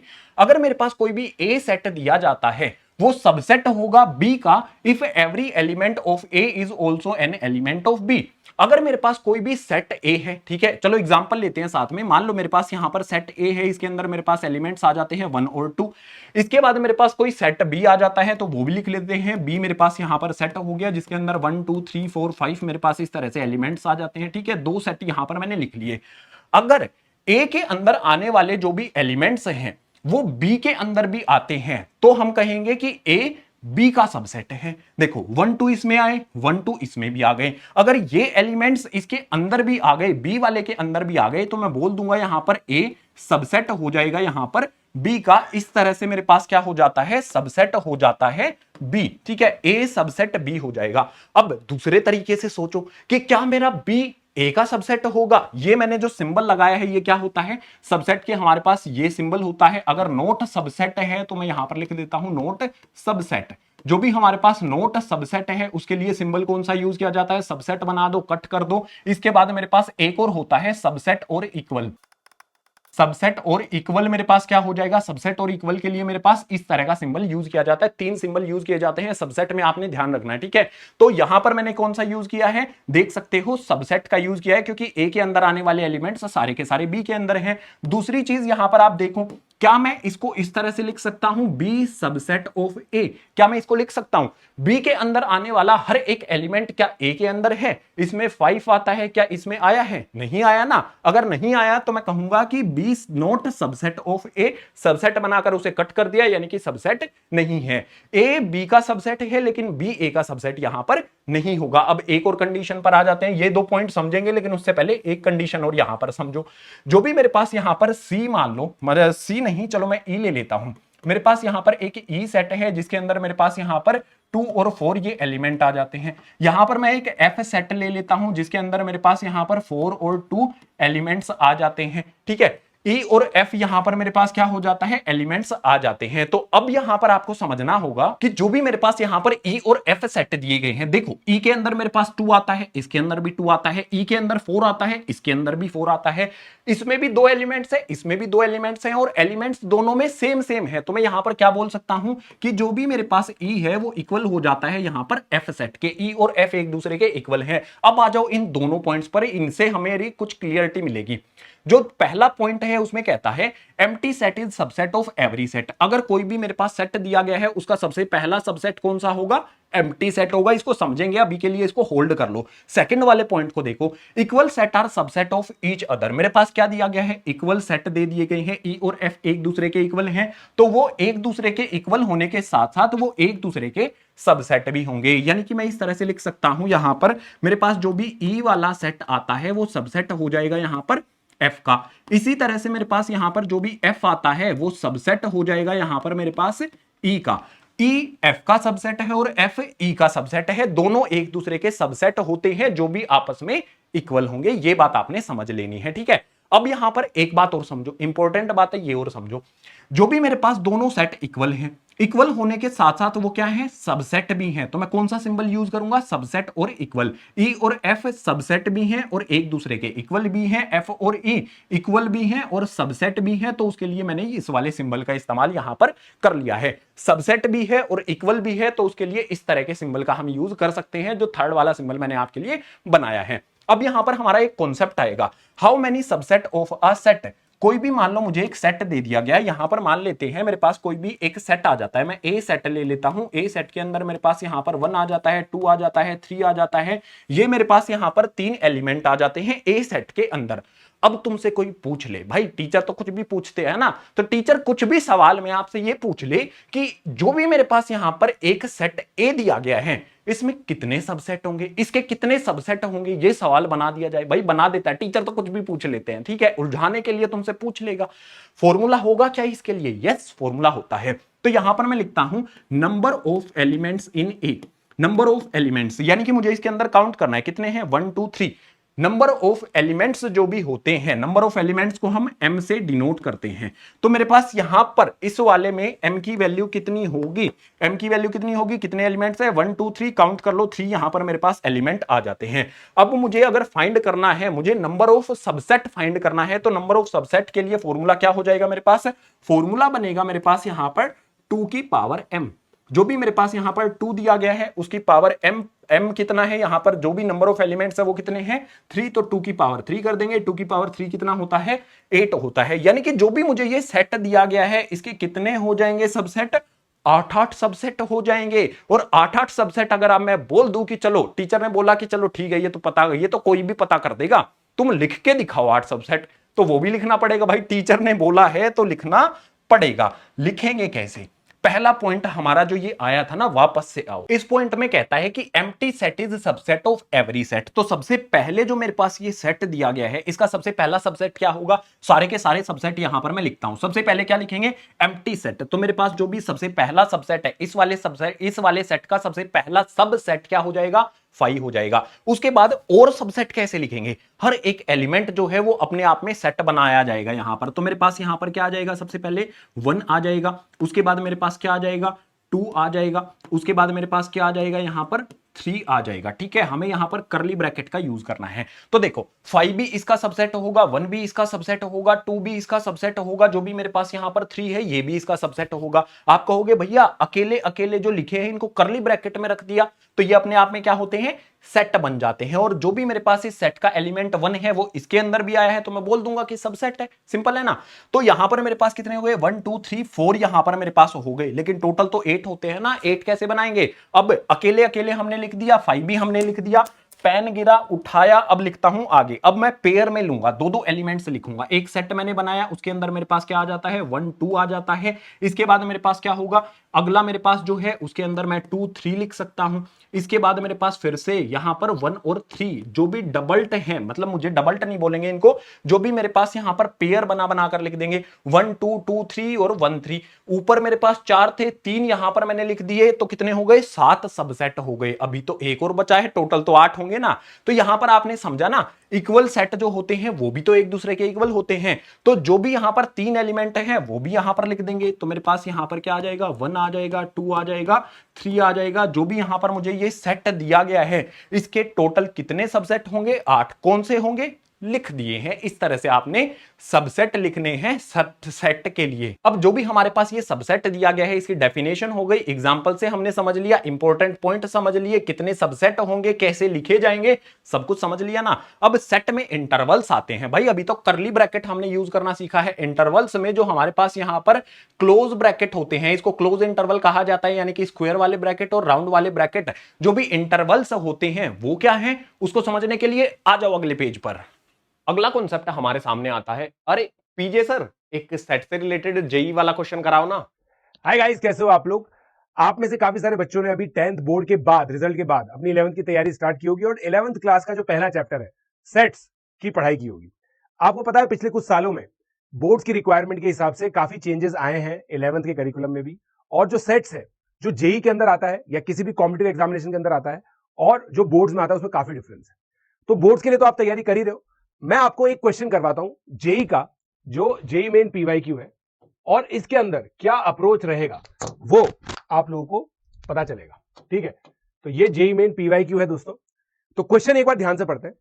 Late S A B C D find number of ways to make two subsets of S such that A intersection B is 5। मतलब हमें दो subset बनाने हैं और हमें यह ensure करना है कि ये दोनों सबसेट इस तरह के हो कि ये ए इंटरसेक्शन भी 5 हो, मतलब इनके बीच में कोई भी कॉमन एलिमेंट नहीं होना चाहिए। और इस एस के अंदर 4 एलिमेंट्स है ना। तो number of elements in S कितने हैं, 4 हो गए। अब एनसीईआरटी में हम लोग ये चीज पढ़ते हैं कि अगर number of elements in S 4 है तो सबसेट्स कितने होंगे, सबसेट्स हो जाएंगे 2 की power 4 that is 16। Right, number of element जितने होते हैं उसी को 2 की पावर चढ़ा दो। तो अब इसी कॉन्सेप्ट को यूज करते हुए इस क्वेश्चन को हम सॉल्व करते हैं। हम क्या आर्ग्यू करते हैं कि यार एक बकेट बनाता हूं मैं जिसका नाम ए रखता हूं, एक बकेट बनाता हूं मैं जिसका नाम बी रखता हूं, और एक एक्स्ट्रा बकेट में रखता हूं जिसको मैं बोल रहा हूं डस्टबिन मेथड। तो ये इसलिए इसको डस्टबिन मेथड बोलते हैं। अब देखो मेरा ए आया, अब A intersection B equal to 5 का मतलब क्या है कि भाई ए इन दोनों में नहीं जा सकता। ए या तो इस बकेट में जाएगा या इस बकेट में जाएगा या दोनों में ना जाए। दोनों में ना जाएगा हम क्या बोल रहे हैं कि वो डस्टबिन में जाएगा। राइट, तो ए के पास 3 तरीके, 1 2 और 3 यहां जाने के। सिमिलरली बी के पास भी 3 तरीके, सी के पास भी 3 तरीके और डी के पास भी 3 तरीके। तो आप देखो ए के 3 तरीके, बी के 3 तरीके, सी के 3 तरीके, डी के 4, डी के 3 तरीके, 3 की पावर 4, 81 वेज में आप लोग ए और बी सबसेट्स बना सकते हो सच दैट उन दोनों के बीच में कोई भी कॉमन ना हो। अब ये ना ऑर्डर्ड सबसेट्स है। ऑर्डर्ड सबसेट का मतलब क्या होता है कि अगर आपने ए को ए कॉमा बी बनाया है और बी को सी बनाया है, ये और ये अलग अलग काउंट हुए हैं, है ना, ये अलग अलग काउंट हुए हैं। मतलब आप देखो ना, क्योंकि यार ए ये है इस केस में और इस केस में ए ये है, राइट। तो 81 वेज होते हैं जिससे आप ये कर सकते हैं। तो ये देखिए, ये थोड़ी सी क्या है ना, अलग तरीके की थॉट प्रोसेस होती है जो बहुत स्पेशलाइज्ड तरीके से सीखी जाती है, बहुत स्पेशलाइज्ड लोगों से। मजा आ गया सर। जो जेई के लिए तैयारी कर रहे हैं सर, उनके लिए बैच कौन सा रहेगा आप वाला? हमारा जो बैच है वो ज्वाइन कर सकते हैं, निम्बस बैच। निम्बस बैच दोस्तों जेई एडवांस के लिए है और मेन के लिए भी है 2027 के लिए। तो आप लोग का जेई मेन या एडवांस 2027 को होगा और आपको आइकॉनिक सब्सक्रिप्शन लेना चाहिए।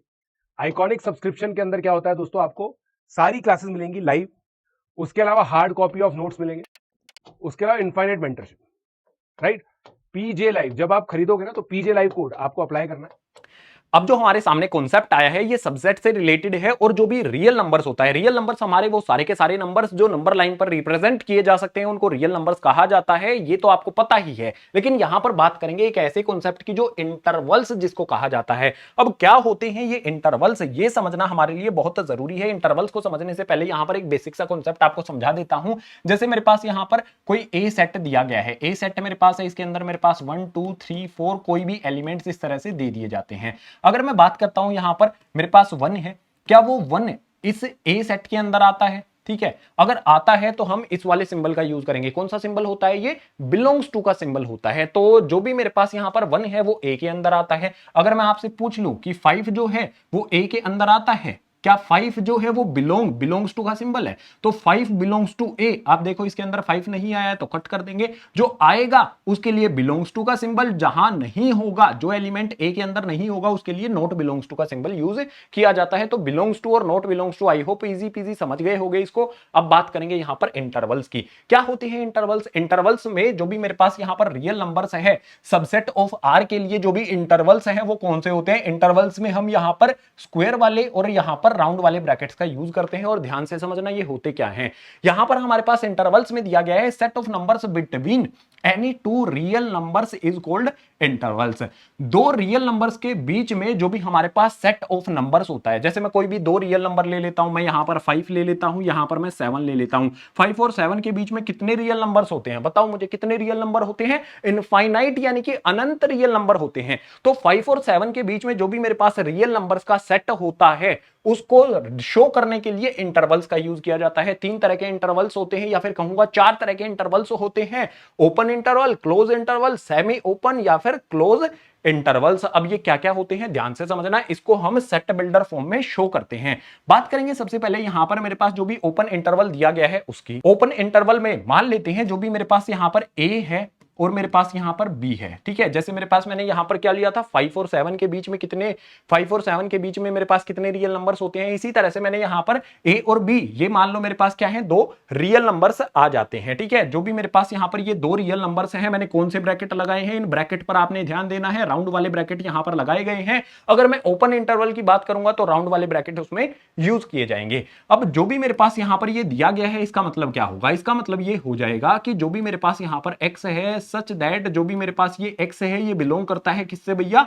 रियल नंबर यानी कि r से। x belongs to real number, जो भी मेरे पास यहां पर आएगा वो रियल नंबर होगा, ठीक है। और इसके बाद जो भी मेरे पास यहां पर a है, पहले यहां पर a लिखा जाएगा, उसके बाद यहां पर साइन लगा दिया जाएगा, इनइक्वालिटी का साइन लगा दिया जाएगा, यानी कि a लेस देन मेरे पास यहां पर आ जाएगा। जो भी मेरे पास यहां पर एलिमेंट दिया गया है x वो आ जाएगा, उसके बाद फिर से लेस देन हो जाएगा यहां पर b। इस तरह से मेरे पास ये सेट बिल्डर फॉर्म में हम इसको शो करते हैं। अगर आपको यहां पर लिखा दिख जाए a b और राउंड ब्रैकेट लगाए गए हैं, इन राउंड ब्रैकेट का सिंपल मतलब एक ट्रिक के साथ बताऊं तुम्हें मजा आएगा। अगर आपको राउंड ब्रैकेट दिख जाए, राउंड ब्रैकेट में क्या होगा, इस तरह के साइन यूज करेंगे सिर्फ, ठीक है। इस तरह के साइन आपने यूज कर लेने हैं राउंड ब्रैकेट में जो भी हमारा इंटरवल होता है, और इस तरह के इंटरवल जिसमें हमारे पास राउंड ब्रैकेट यूज हो या फिर ये स्मॉल लेस देन वाले साइन यूज हो, उसको क्या कहा जाएगा? ओपन इंटरवल कहा जाएगा। इसके बाद बात करेंगे क्लोज इंटरवल की। क्लोज इंटरवल अगर मैं बात करता हूं, इनको ओपन इंटरवल कहा जाता है। क्लोज इंटरवल यानी कि स्क्वायर वाले ब्रैकेट यहां पर यूज किए जाते हैं। इसमें भी मेरे पास क्या आ जाएगा? ए बी आ जाएगा। अब यहां पर फिर से ट्रिक बता देता हूं एक छोटी सी। अगर मेरे पास स्क्वायर वाले ब्रैकेट यूज किए गए हैं तो उसके लिए कौन सा? लेस देन और इक्वल टू, फिर से लेस देन और इक्वल टू साइन इसमें इंक्लूड हो जाता है। बस यही ट्रिक है, ठीक है। तो यहां पर मेरे पास जो भी ये क्लोज इंटरवल है, स्क्वायर वाला ब्रैकेट लगा है, समझ जाना है क्लोज इंटरवल है। और क्लोज इंटरवल का मतलब क्या हो जाएगा? हमारे पास x such that x belongs to r, जो भी मेरा यहां पर x है वो r से बिलोंग करता है। और जो भी मेरे पास यहां पर a b है, इनके लिए कंडीशन हो जाएगी a लेस देन और इक्वल टू x, और x लेस देन और इक्वल टू मेरे पास क्या हो जाएगा? बी हो जाएगा। इस तरह से इसकी सेट बिल्डर फॉर्म आ जाएगी। इससे रिलेटेड जो क्वेश्चन आएंगे वहां पर और अच्छी तरह से आपको एक्सप्लेन कर दिया जाएगा। समझे? यहां पर क्लोज इंटरवल है तो साइन कौन से आ गए? मैच कर लो यहां से। ओपन इंटरवल है तो साइन कौन से आएंगे? मैच कर लेना है आपने। इसका मतलब भी समझो। मतलब यहां पर क्या है कि जो भी मेरे पास यहां पर रियल नंबर है उसमें a इंक्लूड होगा। इक्वल दिया गया है यानी कि a इंक्लूड होगा और b भी इसमें इंक्लूड होगा। बिल्कुल इसी तरह से यहां पर मेरे पास क्या है? इसमें a इंक्लूड नहीं होगा। a से बड़ा जो है, x जो है वो a से बड़ा होगा, बट a इसमें इंक्लूड नहीं होता है। तो समझ जाना है, राउंड ब्रैकेट में a और b इंक्लूड नहीं होते हैं। a और b के बीच वाले नंबर होते हैं। अगर मेरे पास स्क्वायर वाला ब्रैकेट लगा है यानी कि क्लोज इंटरवल, इसमें a b के बीच वालों के साथ साथ a और b इसमें इंक्लूड हो जाता है। अब बात करेंगे भाई सेमी ओपन और सेमी क्लोज की। सेमी ओपन और सेमी क्लोज में एक तरफ राउंड ब्रैकेट लगेगा, एक तरफ स्क्वायर वाला ब्रैकेट लगेगा। तो सेमी ओपन के लिए मैं इसको इस तरह से लिख सकता हूं, यहां पर इसी के सामने यहां पर मैं सेमी ओपन लगा देता हूं। तो सेमी ओपन में मेरे पास यहां पर a आ जाएगा, उसके बाद b लगा के एक तरफ राउंड लगा दिया, एक तरफ स्क्वायर लगा दिया। इसका मतलब क्या होगा मेरे पास यहां पर? x सच दैट जो भी मेरे पास x है वो बिलोंग करता है r से। बस सिंपल वही स्टेटमेंट हमें बार बार लिखनी है। हमें यहां पर जो ब्रैकेट लगे गए हैं उसके अनुसार हमारे पास क्या हो जाएगा? a लेस देन मेरे पास आ जाएगा x, और उसके बाद लेस देन और इक्वल टू मेरे पास क्या आ जाएगा? b आ जाएगा। जो भी मेरे पास यहां पर फर्स्ट वाला ब्रैकेट राउंड है तो उसके लिए मैंने ये वाला साइन यूज किया। उसके बाद स्क्वायर वाला ब्रैकेट बाद में आया है तो उसमें मैंने इक्वल्स का साइन भी इंक्लूड कर दिया है ना। ट्रिक के साथ करेंगे तो मजा इसमें आ जाएगा। अब इसी के लिए इसको मैं क्या कहूंगा? सेमी ओपन कहूंगा, ठीक है। सेमी ओपन, अगर मेरे पास इसी सेमी ओपन सेमी क्लोज हम इसको बोल सकते हैं। इसी को मैं इस तरह से भी लिख सकता हूं क्या मेरे पास ये ऐसे a, पहले मैं यहां पर क्या कर लेता हूं? जो भी स्क्वायर वाला ब्रैकेट है वो लिख लेता हूं। मेरे पास यहां पर b आ जाएगा, और उसके बाद राउंड वाला ब्रैकेट मैंने यूज कर लिया, एक तरफ स्क्वायर एक तरफ राउंड। तो इसको मैं कैसे लिखूंगा? मेरे पास यहां पर आ जाएगा x सच दैट x आ जाता है, बिलोंग करता है हमारे पास ये r से। उसके बाद मेरे पास यहां पर जो a होता है, यहां पर मेरे पास क्या है? पहले स्क्वायर वाला ब्रैकेट आया है तो यहां पर लेस देन और इक्वल टू का साइन आ जाएगा। उसके बाद मेरे पास यहां पर x आ जाएगा, लेस देन मेरे पास यहां पर b आ जाता है। इस तरह से मेरे पास ये वैल्यूज आ जाएंगी। जो भी मेरे पास रियल नंबर के सबसेट होते हैं उनके लिए इंटरवल्स की जनरल फॉर्म जो होती है वो मैंने आपको बता दी है। और यहां पर जो ट्रिक है ना, स्क्वायर वाला ब्रैकेट है तो इक्वल साइन इंक्लूड होता है, अगर ओपन इंटरवल है तो इक्वल साइन इंक्लूड नहीं होता है। ये ट्रिक से आपको इजी पीजी समझ में आ जाएंगे। इनसे रिलेटेड जब क्वेश्चन आएंगे एक्सरसाइज में तो वहां पर इनको आसानी से, इनसे रिलेटेड जो क्वेश्चन है वो आसानी से सोल्व कर लेंगे। तो जो भी हमारा सबसेट वाला कॉन्सेप्ट है कंप्लीट हुआ। अब हमें समझने हैं भैया डायग्राम, वेन डायग्राम। मूव करते हैं उनके लिए अगले पेज पर।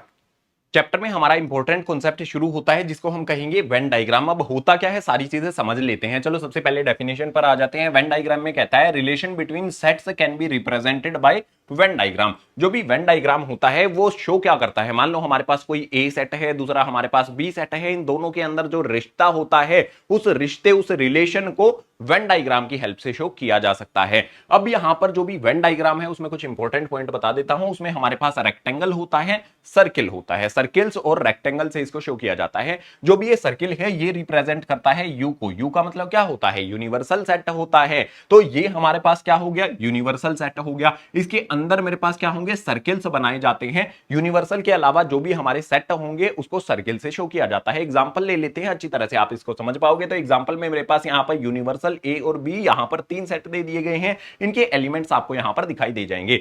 सबसे पहले जो भी मेरे पास यूनिवर्सल सेट दिया गया है क्या उसको हम ड्रॉ करेंगे? बिल्कुल नहीं भाई, यूनिवर्सल को हमेशा लास्ट में देखना है आपने। मेरे पास यहां पर ए सेट और बी सेट को ध्यान से देखना है, इनके एलिमेंट्स को। इसमें मेरे पास इवन नंबर्स दिए गए हैं, इसमें मेरे पास ओड नंबर्स दिए गए हैं। तो सबसे पहले मैं क्या करूंगा, मतलब इनमें कुछ भी कॉमन नहीं है ना, 2 4 6 8 1 3 5 7 अलग अलग हैं बिल्कुल ये। तो मेरे पास जो भी ए सेट है उसके लिए मुझे क्या करना है, सर्किल बनाना है। अगर इनमें कुछ भी कॉमन नहीं है तो बिल्कुल अलग अलग बनाएंगे। यहां पर मेरे पास क्या आ जाएगा, बी वाला सेट आ जाएगा। ए के अंदर कौन कौन से एलिमेंट्स है यहां से देखकर इसमें लिख देंगे। 2 आ जाएगा, 4 आ जाएगा, उसके बाद मेरे पास 6 आ जाएगा, 8 आ जाएगा। बी के कौन कौन से हैं मेरे पास, यहां पर 1 आ जाएगा, 3 आ जाएगा, 5 आ जाएगा और 7 आ जाएगा। जो भी ए सेट के एलिमेंट्स हैं वो ए वाले सर्किल के अंदर मैंने लिख दिए, जो भी मेरे पास बी सेट के एलिमेंट है बी वाले सर्किल के अंदर मैंने लिख दिए। अब इनके अलावा, अब इनको लिखने के बाद मुझे यूनिवर्सल को देखना है। तो यूनिवर्सल में देखो आप यहां पर 1 से लेकर 8 तक, 1 2 3 4 5 6 7 8, इस वाले रेक्टेंगल के अंदर मेरे पास 1 से लेकर 8 तक एलिमेंट्स आ जाते हैं। एक एलिमेंट हमारा 9 बचा है, जो ना तो ए के अंदर आएगा ना ही बी के अंदर आएगा, किसी के अंदर भी नहीं आता है, यूनिवर्सल के अंदर आता है ना। तो यहां पर हमें 9 शो कर देना है। इस तरह से हमारे पास क्या बन जाएगा, जो भी ये सिचुएशन दी गई है इसके लिए वेन डायग्राम यहां पर बन जाएगा। चलो एक एग्जांपल और ले लेते हैं और अच्छी तरह से समझने के लिए। ये एग्जांपल हमारे पास आ जाता है। इस वाले को तो हमने फिल कर दिया, नेक्स्ट पेज पर देखते हैं इस वाले को। तो मेरे पास जो भी यहां पर यूनिवर्सल है, ए है, बी है, यहां पर देखो ध्यान से देखो। अगर मैं बी वाले को देखता हूं तो इसमें मुझे यहां पर 6 8 और ए वाले में भी 6 8 आ जाते हैं। तो कॉमन कुछ ना कुछ मिल जाता है। जब भी कॉमन मिलता है तो हमें जो छोटा छोटा यानी कि जिसमें कम एलिमेंट्स होते हैं उसको पहले बनाना है। तो सबसे पहले मेरे पास यहां पर क्या आ जाएगा, ये मान लेते हैं मेरे पास बी सेट है, इसमें मेरे पास क्या आ जाएगा, 6 और 8 आ जाता है। अब मैं ऐसा क्या करूं कि जो भी मेरे पास यहां पर 6 8 लिखे हैं वो ए के अंदर भी आ जाए, वो ए वाले सेट के अंदर भी आ जाए। तो मैं ए को ऐसे बना लेता हूं, ठीक है। मेरे पास क्या हो गया, ये ए हो गया। ए जो भी बी वाले हैं वो ए के अंदर अपने आप ही ऐड हो जाएंगे, है ना, अपने आप ही यहां पर आ जाएंगे। तो मेरे पास यहां पर जो भी 2 है और यहां पर 4 है वो ए के अंदर मुझे लिख देना है। 6 8 इसमें पहले से ही ए के अंदर ही आ जाते हैं। तो मेरे पास यहां पर 2 4 6 8 है, ठीक है, ये आ गए मेरे पास ए के अंदर। 6 8 देखता हूं तो बी के अंदर आ गए। इसके अलावा जो भी एलिमेंट्स बचे हैं 2 4 6 8 के अलावा कौन कौन से एलिमेंट बचे हैं वो यूनिवर्सल के अंदर आ जाएंगे। जैसे 1 बचा है यूनिवर्सल के अंदर डाल देंगे, 3 आ जाएगा, यहां पर हमारे पास 5 आ जाएगा, यहां पर हमारे पास 7 आ जाएगा, यहां पर हमारे पास 9 आ जाएगा। जो भी जगह बची है बाकी वो सारे के सारे यूनिवर्सल सेट के अंदर वाले जो एलिमेंट्स है वो हमें लिख देने हैं। इस तरह से हमारे पास एक एग्जांपल और हमने कर लिया। अब जो भी हमारे पास ये वेन डायग्राम है ये रिलेशन को शो करता है, और रिलेशन जो भी होता है एक सेट का दूसरे सेट के साथ, उसमें ऑपरेशंस जब अप्लाई करेंगे, सेट्स ऑपरेशन जो होंगे, ऑपरेशन का मतलब होता है यूनियन बनाना, इंटरसेक्शन होना और डिफरेंस फाइंड करना। जो भी सेट का होता है उसमें इनके काफी हेल्प मिलने वाली है हमें। तो जो भी हमारे पास यहां पर ऑपरेशन ऑन सेट्स है इसकी शुरुआत करते हैं। ये हमारा अपने आप में क्या है, एक इंपॉर्टेंट कॉन्सेप्ट है जिसमें वेन डायग्राम भी आएगा और हमें कॉन्सेप्ट से भी चलना पड़ेगा। जो भी ऑपरेशन ऑफ सेट्स है ये 3 तरह के होते हैं। पहला इसमें होता है यूनियन ऑफ सेट, दूसरा इंटरसेक्शन और तीसरा होता है डिफरेंस ऑफ सेट्स। पहले बात कर लेते हैं यूनियन ऑफ सेट्स की। तो यूनियन ऑफ सेट्स में हमारे पास यहां पर कुछ तो दिया गया है, इसको समझते हैं ना भाई। तो मेरे पास है a set which contain all elements of A and B. मेरे पास कोई ए सेट है, बी सेट है। यूनियन का मतलब क्या होता है, यूनियन के लिए सिंबल मैंने आपको बताया था, सिंबल वाले पेज पर मैंने आपको बताया था यूनियन के लिए इस तरह से सिंबल यूज किया जाता है। तो जो भी ये यूनियन क्या होती है, यूनियन आपने सुना होगा अक्सर डेली लाइफ में, कभी ना कभी देखा होगा कि ऑटो वाली यूनियन जो होती है, ठीक है, और कोई यूनियन होती है, कर्मचारी यूनियन होती है, बहुत सारी अलग अलग तरह की यूनियन होती है। यूनियन यानी कि वो इकट्ठे यूनिटी के साथ रहते हैं, उसको यूनियन बोला जाता है। तो इसमें भी क्या होगा, ए और बी सेट हैं, दोनों के दोनों अपनी यूनियन बना लेंगे, यानी कि एलिमेंट्स जो है वो इकट्ठा कर लेंगे, सब कुछ इकट्ठा कर लेंगे तो यूनियन बन जाती है। इस तरह से आप समझ सकते हो। एग्जांपल लेंगे तो और अच्छी तरह से आपको ये समझ में आ जाएगा। जैसे मेरे पास ए और बी यहां पर एलिमेंट्स दिए गए हैं, सॉरी सेट दिए गए हैं, इनके जो एलिमेंट्स है ना इसमें मैं और कुछ भी ऐड कर देता हूं अभी के लिए। जो भी मेरे पास यहां पर ए और बी सेट है, अब इनको देखो, ठीक है। अब जो भी मेरे पास यहां पर ए और बी सेट है इनको देखो। जो भी मेरे पास यहां पर एलिमेंट्स आए हैं, बी के अंदर भी मेरे पास कुछ ना कुछ एलिमेंट्स आए हैं। अगर मुझे इनका यूनियन करना है तो यूनियन में क्या आएंगे, सारे के सारे एलिमेंट्स आ जाएंगे ए और बी सेट। जो भी जिसका भी हम यूनियन करेंगे उसके सारे के सारे एलिमेंट्स आ जाते हैं। और यूनियन करते कैसे हैं, मैं पहले ए वाला सेट लिखूंगा, सिंबल लगा दूंगा यूनियन का, उसके बाद यहां पर मैं बी लिख दूंगा। इसका मतलब इसको रीड कैसे किया जाएगा, ए यूनियन बी, इसको रीड किया जाएगा। और इसको रीड करने के साथ साथ जो भी हमारे पास यहां पर एलिमेंट्स आएंगे वो ए सेट के भी होंगे, बी सेट के भी होंगे, यानी कि सारे के सारे एलिमेंट्स ए और बी के यहां पर आ जाएंगे। तो हम यहां पर देख सकते हैं 2 4 6 8 3 5 यहां पर लिख लेते हैं। 2 आ गया, 4 आ गया, 6 आ गया, उसके बाद 8 आ गया, उसके बाद 3 आ गया, उसके बाद मेरे पास 5 आ गया। नेक्स्ट यहां पर मेरे पास क्या हो जाएगा 1 3 5 7 6 है, तो मैं यहां पर 1 लिख लेता हूं। अब आप देखो 3 जो यहां पर है पहले से लिख दिया गया है ना, और कभी भी हम सेट के अंदर कुछ भी रिपीट नहीं करते हैं, इस वाले पॉइंट का आपने ध्यान रखना है। तो 3 यहां पर मेरे पास लिखा जा चुका है। 5 यहां पर देखो, ये वाला 5 देखो यहां पर आ चुका है, ठीक है ना, 5 भी आ चुका है। तो क्या बच गया हमारे पास 7 और 6 बच गया, तो यहां पर मैं 7 लिख लेता हूं। अगर मैं 6 को भी देखता हूं तो यहां पर लिखा जा चुका है, यानी कि ये सारे के सारे एलिमेंट्स जो भी ए के अंदर थे और बी के अंदर थे वो यहां पर आ गए हैं। चेक कर सकते हो, जैसे मैं अगर मैं 8 को चेक करता हूं तो 8 यहां पर मेरे पास आ गया है, यहां से मैं 4 को चेक करता हूं आ गया है, 7 को चेक करता हूं, सारे के सारे एलिमेंट्स जो ए और बी के अंदर थे वो सारे के सारे यहां पर आ जाते हैं। अब बात करेंगे इसका वेन डायग्राम कैसे बनेगा। तो वेन डायग्राम हमारे पास सिंपल रेक्टेंगल बनाएंगे यूनिवर्सल के लिए। उसके बाद मेरे पास जो भी वेन डायग्राम बनेगा, अगर यूनियन का बनाना है हमें तो यूनियन में हमेशा आपको कट करना है। कट यानी कि जो भी मेरे पास यहां पर इस तरह से ए सेट है, मान लेते हैं ये मेरे पास ए सेट है, तो मेरे पास जो भी बी सेट का सर्किल होगा वो ए वाले को इस तरह से कट करेगा। ए और बी वाले एक दूसरे को इंटरसेक्ट करते हैं, ये मेरे पास क्या हो गया बी वाला हो गया। तो ए के अंदर जो भी मेरे पास एलिमेंट्स है, बी के अंदर जो भी मेरे पास एलिमेंट्स है, उनको मुझे देखना है। सबसे पहला काम आपने क्या करना है, जो भी कॉमन एलिमेंट्स हैं, कॉमन एलिमेंट्स कौन कौन से हैं, कॉमन एलिमेंट्स यहां पर देखो जो मेरे पास यहां पर ए और बी दोनों के अंदर आते हैं। जैसे यहां पर देखो 3 है, दोनों के अंदर यहां पर क्या आता है 3 आता है, दोनों के अंदर 5 भी आता है, उसके अलावा दोनों के अंदर मेरे पास 6 भी आता है। ये 3 एलिमेंट्स कॉमन है। जो भी कॉमन एलिमेंट्स होंगे वो यहां पर आ जाएंगे। हमारे पास कौन कौन सा है 3 5 6 है, तो यहां पर आ जाएगा 3, उसके बाद 5 आ जाएगा और 6 आ जाएगा। ये वाले अगर हम देखते हैं तो ए वाले सेट के अंदर भी आ गए हैं, बी वाले सेट के अंदर भी आ गए हैं। हमने इनको एक एक बार ही लिखा है, लेकिन ए और बी दोनों सेट के अंदर ये आ जाते हैं। अब इसके अलावा इन 3 एलिमेंट्स के अलावा 2 4 8 आता है। ए के अंदर मेरे पास क्या है 2 4 8 आता है, तो यहां पर हम लिख देंगे 2 4 8। और इसके अलावा जो भी एलिमेंट्स हैं वो भी इसके अंदर यहां पर आ जाते हैं। इसी तरह से बी वाले में 1 और 7 हमारे पास बचे हैं, तो यहां पर लिख देंगे 1 और यहां पर लिख देंगे हमारे पास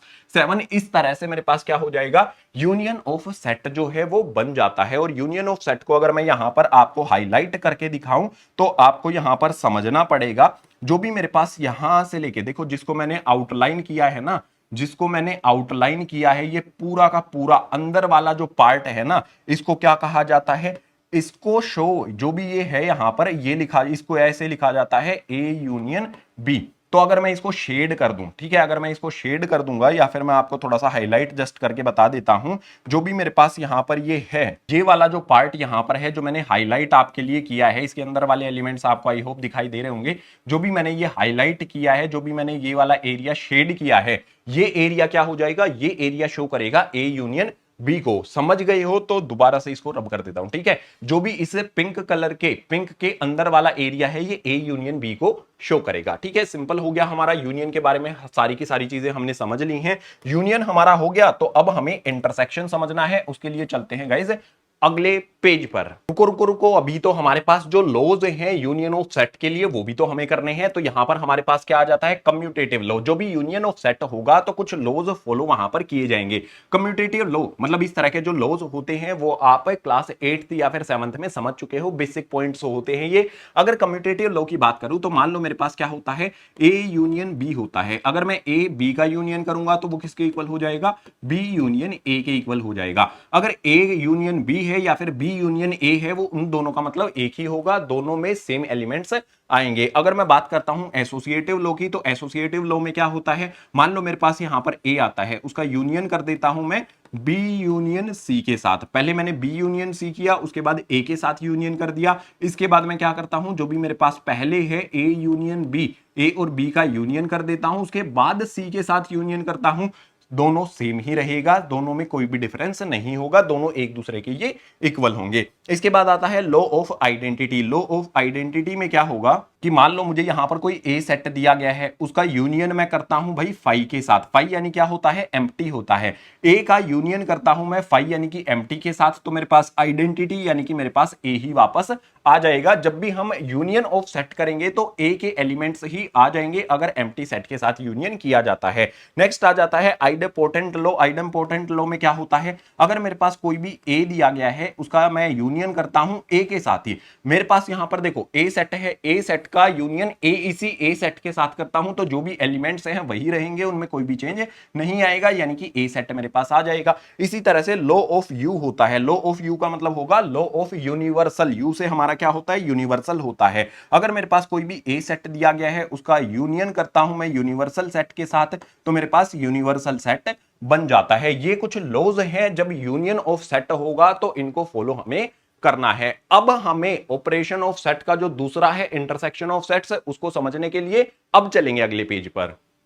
ऑपरेशन ऑफ सेट्स में सेकंड हमें समझना है इंटरसेक्शन ऑफ सेट्स। अब ये इंटरसेक्शन ऑफ सेट्स क्या होता है, यहां पर हमें दिया गया है a set which contain common element of A and B. इसमें क्या होता है, जो भी कॉमन एलिमेंट्स होते हैं ए और बी सेट के, वो लिखे जाते हैं। एग्जांपल लेंगे तो बहुत आसानी से समझ में आ जाएगा। मेरे पास ए सेट दिया गया है, बी सेट दिया गया है। अगर मुझे इंटरसेक्शन करना है तो इंटरसेक्शन के लिए कौन सा सिंबल यूज होता है, मैंने बताया था उल्टा, यू को पलट दो तो इंटरसेक्शन हो जाता है। ठीक है, यू ऐसे होता है, ऐसे कर देंगे तो हो जाएगा हमारे पास यहां पर इंटरसेक्शन ऑफ सेट। ए और बी मेरे पास यहां पर सेट दिए गए हैं, तो इंटरसेक्शन कैसे लिखेंगे, ए इंटरसेक्शन का सिंबल लगाएंगे, उसके बाद मेरे पास बी आ जाता है। ए इंटरसेक्शन बी में बेसिक पॉइंट क्या होगा हमारा, जो भी कॉमन एलिमेंट्स हैं वो इसके अंदर आएंगे। तो कॉमन कौन कौन से हैं, इसमें देखो 1 आता है, इसमें नहीं आता है। जो भी कॉमन है ना वो देखने हमें, जैसे इसमें 6 7 8 आता है, इसमें भी 6 7 8 आता है। इसके अलावा कुछ भी कॉमन नहीं है। तो जो भी मेरे पास यहां पर 6 है, 7 है, 8 है, बस ये 3 एलिमेंट्स कॉमन होते हैं ए और बी सेट में, तो ये 3 एलिमेंट्स यहां पर आ जाएंगे। बहुत सिंपल है ना, जो कॉमन है वो आ जाएगा। अगर मैं बात करूं इसके वेन डायग्राम की, तो वेन डायग्राम में हमारे पास रेक्टेंगल से शो किया जाएगा यूनिवर्सल सेट को, उसके अलावा ये दोनों भी एक दूसरे को कट करेंगे। ठीक है, यहां पर हमारे पास कट करने वाले हैं, और कट करने के बाद मेरे पास जो भी ए इंटरसेक्शन बी है वो क्या हो जाएगा, 6 7 8 हो जाएगा। और जो भी मेरे पास ये एलिमेंट्स आते हैं ये कहां पर आएंगे, जो भी कॉमन वाला पार्ट होता है वहां पर आ जाएंगे। 6 7 और 8 यहां पर इस कॉमन पार्ट में आएंगे। ये मेरा ए सेट, ये मेरा हो जाएगा बी सेट। ध्यान से देखोगे तो ये ए के अंदर भी है और ये वाले बी के अंदर भी यहां पर आ जाते हैं। और एक इंपॉर्टेंट पॉइंट बता देता हूं, जो भी यहां पर हमारे पास आता है, जिसको भी मैं यहां पर हाईलाइट करने वाला हूं, ये वाला जो एरिया है, ये वाला जो एरिया है, ये क्या शो करता है, ये शो करता है गाइस ए इंटरसेक्शन बी को। पीछे वाले पेज पर मैंने आपको क्या बताया था कि जो भी मेरा ये वाला एरिया है, ये पूरा का पूरा एरिया अगर आएगा तो उसका मतलब हो जाएगा ए यूनियन बी, और सिर्फ ये वाला एरिया आएगा तो उसका मतलब हो जाएगा ए इंटरसेक्शन बी। बहुत सिंपल पॉइंट यहां पर हमें हमारा यहां पर क्लियर हो गया है।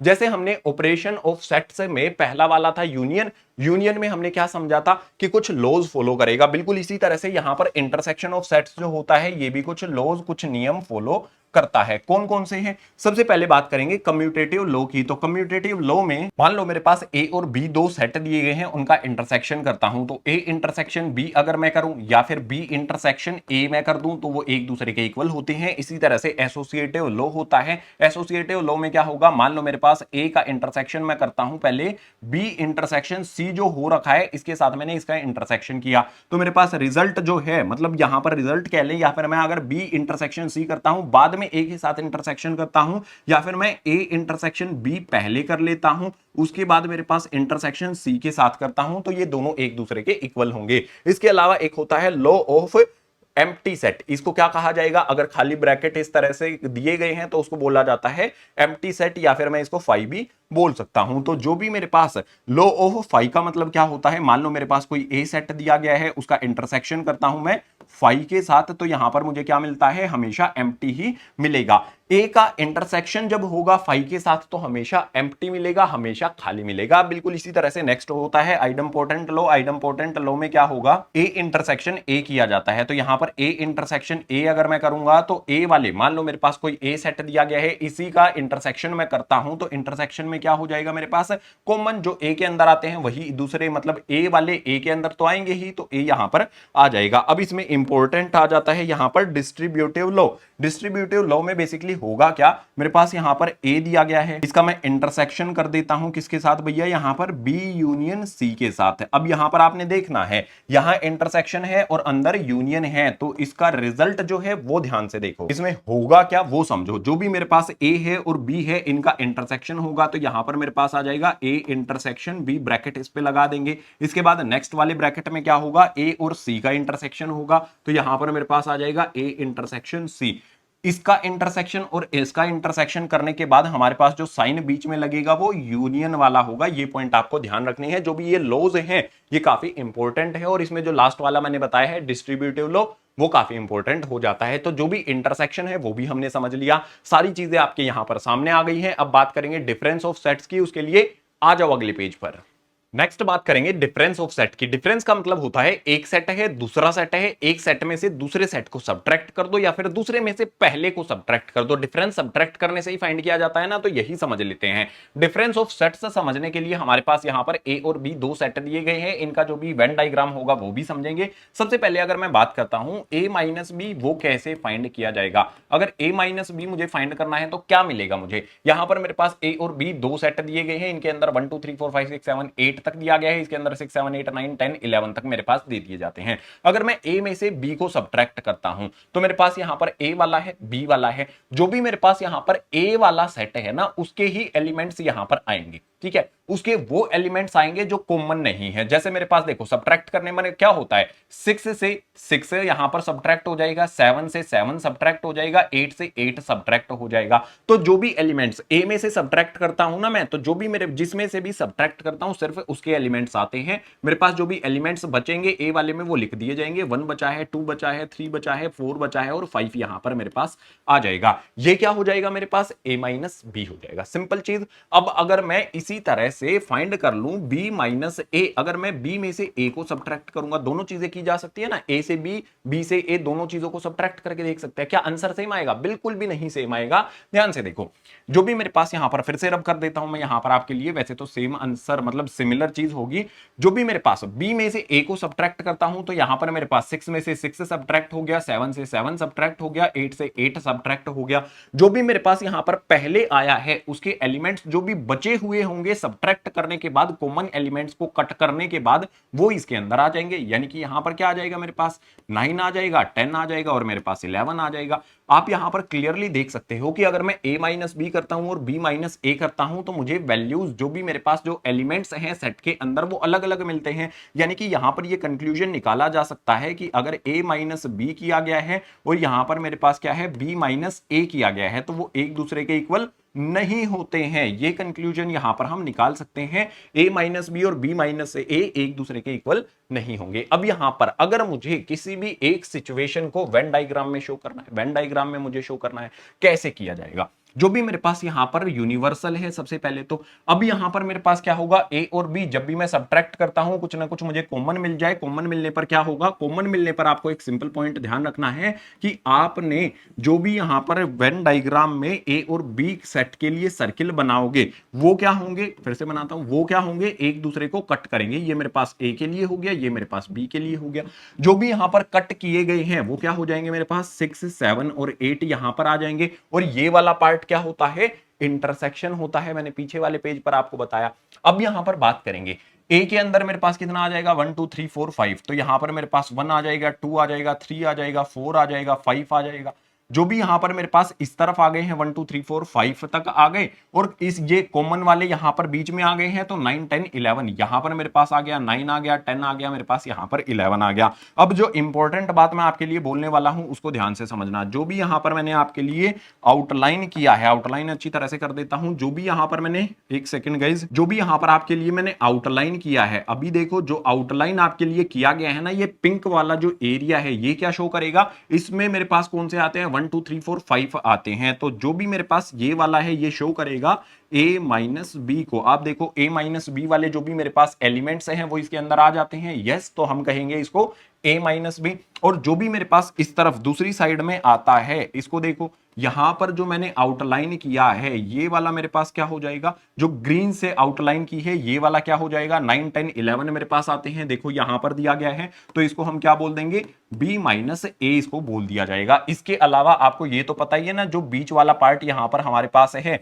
इसको क्या बोला जाता है, a इंटरसेक्शन b इसको बोला जाता है। तो बहुत सारी चीजें आपको यहां पर समझ में आ गई होंगी।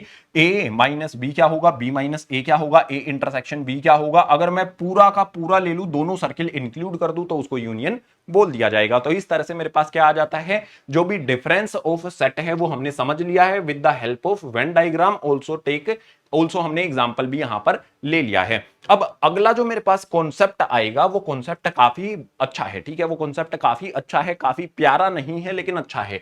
इसको कहा जाता है कॉम्प्लीमेंट ऑफ अ सेट। कोई भी सेट हमें दे दिया जाए उसका कॉम्प्लीमेंट क्या होगा। कॉम्प्लीमेंट का मतलब क्या होता है कि भाई सेट के जो एलिमेंट्स है बस वो नहीं आने चाहिए, बाकी सब कुछ आ जाए, ठीक है। देखो यहां पर समझो, मेरे पास यहां पर दिया गया है कॉम्प्लीमेंट ऑफ सेट में, complement of A is all elements of U which are not in the element, which are not the element of A. अगर मैं ए का कॉम्प्लीमेंट लिखूंगा, सबसे पहले मान लो मेरे पास कोई सेट ए दिया गया है, ठीक है, ए सेट है, ए से हम रिप्रेजेंट करते हैं। अगर मैं उसी का कॉम्प्लीमेंट करता हूं तो कॉम्प्लीमेंट में क्या होगा, मेरे पास जो भी ए है उसके ऊपर इस तरह से अपोस्ट्रोफे लगा दिया जाता है, छोटा सा एक कोमा लगा दिया जाता है, ठीक है। तो इसका मतलब क्या हो जाएगा, इसका मतलब हो जाएगा कॉम्प्लीमेंट ऑफ सेट ए। ए वाला जो सेट है उसका कॉम्प्लीमेंट यहां पर हो गया है, ठीक है। ए का कॉम्प्लीमेंट लिखेंगे तो इस तरह से आ जाएगा, बी का कॉम्प्लीमेंट लिखना होगा तो बी इस तरह से लिख देंगे। ये पॉइंट आपने समझ लेना है, बहुत सिंपल पॉइंट यहां पर हो गया। अब यहां पर बोला जाता है कि अगर कोई भी मेरे पास ए सेट दिया गया है उसका कॉम्प्लीमेंट क्या होगा, कि उसमें सारे के सारे यूनिवर्सल वाले एलिमेंट आ जाएंगे, बस ए वाले एलिमेंट नहीं होंगे। एग्जांपल से समझेंगे तो बहुत अच्छी तरह से हमें समझ में आ जाएगा। यूनिवर्सल सेट दिया गया है, ए सेट दिया गया है, मुझे क्या करना है, मुझे बोल दिया जाए कि ए का कॉम्प्लीमेंट लिखो, तो यहां पर मैं लिखूंगा ए, कॉम्प्लीमेंट का यहां पर लगाऊंगा साइन, उसके बाद यहां पर करली ब्रैकेट। ध्यान रखने वाली बात यह है कि जो भी ए वाले एलिमेंट्स है ना वो नहीं आने चाहिए इसके अंदर, वो यहां पर बैन हो जाएंगे, उनकी एंट्री यहां पर बैन हो जाएगी। इसके अलावा ए वाले जो भी एलिमेंट्स हैं, इसके अलावा जो भी एलिमेंट्स हैं यूनिवर्सल के, वो सारे के सारे आ जाएंगे। तो देखो 6 7 8 9 10 11 ये वाले मेरे पास एलिमेंट हैं, ऊपर वाले में से यही कट कर देंगे, 6 7 8 9 10 11 जो जो बचे हैं वो इसके अंदर आ जाएंगे। मेरे पास आ जाएगा 1, उसके बाद आ जाएगा 2, उसके बाद 3 आ जाएगा, 4 आ जाएगा, 5 आ जाएगा और उसके बाद मेरे पास 12 आ जाएगा।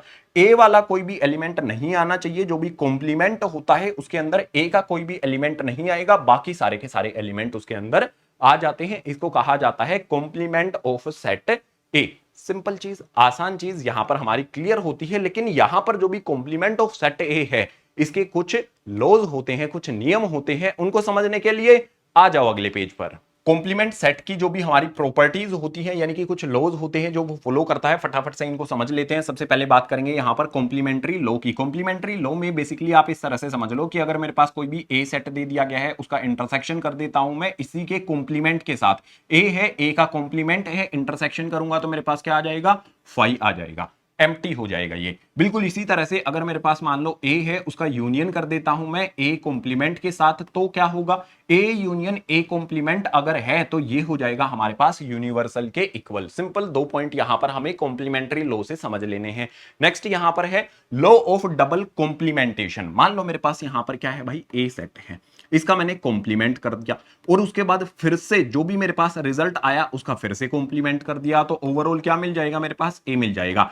अगर मेरे पास ए सेट का 2 बार कॉम्प्लीमेंट मैंने कर दिया है तो ए सेट ही हमें मिल जाता है। ये सिंपल हो गया। अगला है law of empty set. Empty set की बात करता हूं। एम्प्टी सेट में मेरे पास क्या होगा, 5 होता है, तो 5 जो भी मेरे पास यहां पर आता है, 5 का मैं कॉम्प्लीमेंट यहां पर कर देता हूं। 5 का कॉम्प्लीमेंट क्या होता है, यहां पर यूनिवर्सल हो जाएगा। इसी तरह से लॉ ऑफ यूनिवर्सल सेट, अगर मेरे पास यहां पर कोई यूनिवर्सल सेट है उसका मैं कॉम्प्लीमेंट कर देता हूं तो वो इक्वल किसके हो जाएगा, वो 5 के इक्वल हो जाएगा। 5 का कॉम्प्लीमेंट करेंगे यूनिवर्सल, यूनिवर्सल का कॉम्प्लीमेंट करेंगे 5, यहां पर आ जाएगा। अब यहां पर एक इंपॉर्टेंट आ जाता है डी मॉर्गन्स लॉ। अगर मेरे पास यहां पर मान लो इस तरह से दिया गया है कि मेरे पास यहां पर ए है, यूनियन होता है इसका बी के साथ और इसका कर दिया जाता है यहां पर कॉम्प्लीमेंट, तो इसका रिजल्ट क्या मिलेगा हमें, रिजल्ट क्या होगा ध्यान से समझ लेना है। जो भी मेरे पास यहां पर ए कॉम्प्लीमेंट है और बी कॉम्प्लीमेंट है, ब्रैकेट ओपन होने पर क्या हो जाएगा, ए का कॉम्प्लीमेंट हो जाएगा, बी का कॉम्प्लीमेंट हो जाएगा, लेकिन जो यूनियन है ना वो क्या बदल जाएगा, इंटरसेक्शन में बदल जाएगा। सिंपल एक पॉइंट हो गया। इसी का दूसरा पॉइंट भी एक होता है, अगर मेरे पास यहां पर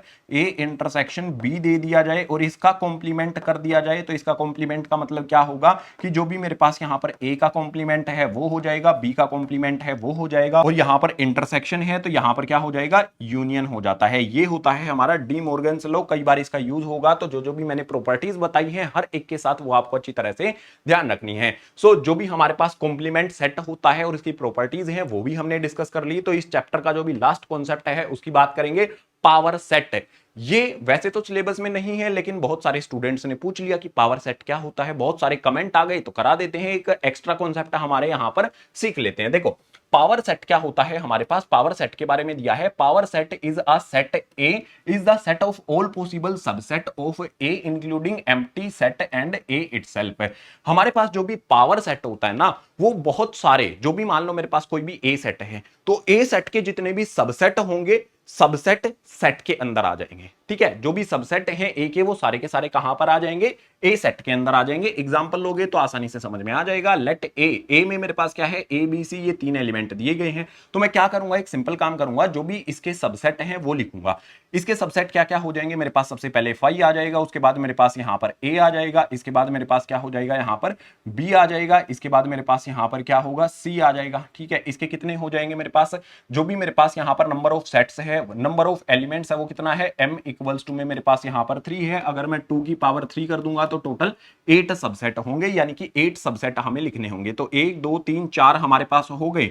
आगे मैं क्या करता हूं, जो भी मेरे पास a और b है वो इकट्ठा कर देता हूं, उसके बाद मेरे पास यहां पर b और c है वो इकट्ठा कर देता हूं, इसके बाद मेरे पास क्या होगा, जो भी यहां पर नेक्स्ट मेरे पास a और c है वो इकट्ठा कर देता हूं, और जो भी मेरे पास इससे आगे आएगा, कितने हो गए हमारे पास यहां पर 4 और 3 7 हो गए, एक और हमारे पास यहां पर आ जाएगा, जो अपने आप में ये वाला सेट होगा, जिसमें मेरे पास a आ जाएगा, b आ जाएगा, उसके बाद मेरे पास c आ जाता है।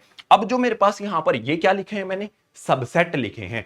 इन सबसेट को एक सेट के अंदर डाल दो। सेट के अंदर डालने का मतलब क्या होगा, इस तरफ मैं क्या कर दूं, करली ब्रैकेट लगा दूं, इस तरफ मैं क्या कर दूं, करली ब्रैकेट लगा दूं, तो ये मेरा क्या बन गया, ये मेरा एक सेट बन गया। और इस सेट के अंदर क्या है, सेट ए के सभी क्या आ जाते हैं, यहां पर सबसेट आ जाते हैं। तो जो भी मेरे पास ए सेट है, उस सेट के सबसेट एक सेट के अंदर आ गए, तो इसको हम बोलेंगे पावर सेट ऑफ ए। और जो भी मेरे पास ये पावर सेट ए है, इसको लिखा कैसे जाता है, अगर मैं यहां पर ए सेट का पावर सेट, देखो ये मेरे पास क्या है, ए सेट का पावर सेट है, तो यहां पर मैं ए लिखूंगा, उसको ब्रैकेट के अंदर डाल दूंगा, यहां पर लिख दिया जाएगा पी। पावर सेट ऑफ ए, ये मेरे पास क्या हो गया, ए जो है उसका पावर सेट आ जाता है, जिसके अंदर ए सेट के सारे सबसेट आ जाते हैं। तो इस तरह से जो भी इंट्रोडक्शन है वो हमारा कंप्लीट हो जाता है। उम्मीद करता हूं जो भी कॉन्सेप्ट है अच्छी तरह से समझ में आ गए होंगे। इंट्रोडक्शन हमारी कंप्लीट हो जाती है। नोट्स के बारे में फिर से बता देता हूं, डिस्क्रिप्शन बॉक्स में लिंक दिया गया है, सारे के सारे नोट्स डिटेल में आप समझ सकते हो। अब जो भी हमारे पास एक्सरसाइजेज है, उन सभी की वीडियो के लिंक आपको नीचे डिस्क्रिप्शन बॉक्स में फर्स्ट कमेंट में दिए गए हैं। अच्छी तरह से उनको देखना, समझना और कॉन्सेप्ट अपने क्लियर कर लेने हैं। एग्जाम में जब जाओगे तो यही क्वेश्चन जो इन एक्सरसाइजेज में आते हैं वही आपको मिलेंगे। इसके अलावा मिसलिनियस एक्सरसाइज जो है उसको भी जल्द ही आपको प्रोवाइड कर दिया जाएगा। लिंक सभी की ये लिस्ट बनाकर लिंक की डिस्क्रिप्शन बॉक्स में आपको दे दिया जाएगा। उम्मीद करता हूं जो भी कॉन्सेप्ट है वो अच्छी तरह से आपको समझ आ गए होंगे। अगर आ गए हैं तो क्लासमेट के साथ शेयर कर देना है, वीडियो को लाइक कर देना है, चैनल को सब्सक्राइब कर लो। जो भी वीडियोस हैं कंटिन्यू इसी तरह से आती रहेंगी, 11th की भी 12th की भी आपको बहुत बेहतर क्वालिटी कंटेंट यहां पर प्रोवाइड किया जाएगा। और ऐसा नहीं है कि क्वालिटी कंटेंट आज से ही प्रोवाइड किया जा रहा है, क्वालिटी कंटेंट बहुत पहले से आपको प्रोवाइड किया जा रहा है। क्लास 9th के लिए हमारे पास चैनल है, क्लास 10th के लिए चैनल है, हिंदी मीडियम के लिए चैनल है, green board class 11th and 12th, ये 11th एंड 12th के लिए चैनल है। क्वालिटी कंटेंट बिल्कुल फ्री ऑफ कॉस्ट आपको इन चैनल्स पर हमेशा मिलता रहेगा। तो इसके अलावा एक और चीज बता देता हूं, हमने एक और चीज शुरू की है 8th वाले स्टूडेंट्स के लिए। हमने यहां पर ग्रीन बोर्ड चैनल की शुरुआत की है। तो अपने छोटे भाई बहन जो हैं उनको बोलो कि चैनल को सब्सक्राइब करें। इस चैनल को सब्सक्राइब करने के साथ साथ जो भी वीडियोस बनाई जाती हैं वो अपने छोटे भाई बहनों को बिठाकर दिखानी है कि भाई देखो, पूरी स्टार्टिंग से एंड तक देखो, कॉन्सेप्ट क्लियर होंगे और जो भी आपका मैथ है, साइंस है या फिर अदर सब्जेक्ट हैं वो स्ट्रॉन्ग आपके हो जाएंगे। सो इस वीडियो में इतना ही, मिलता हूं आपसे नेक्स्ट एजुकेशनल वीडियो में।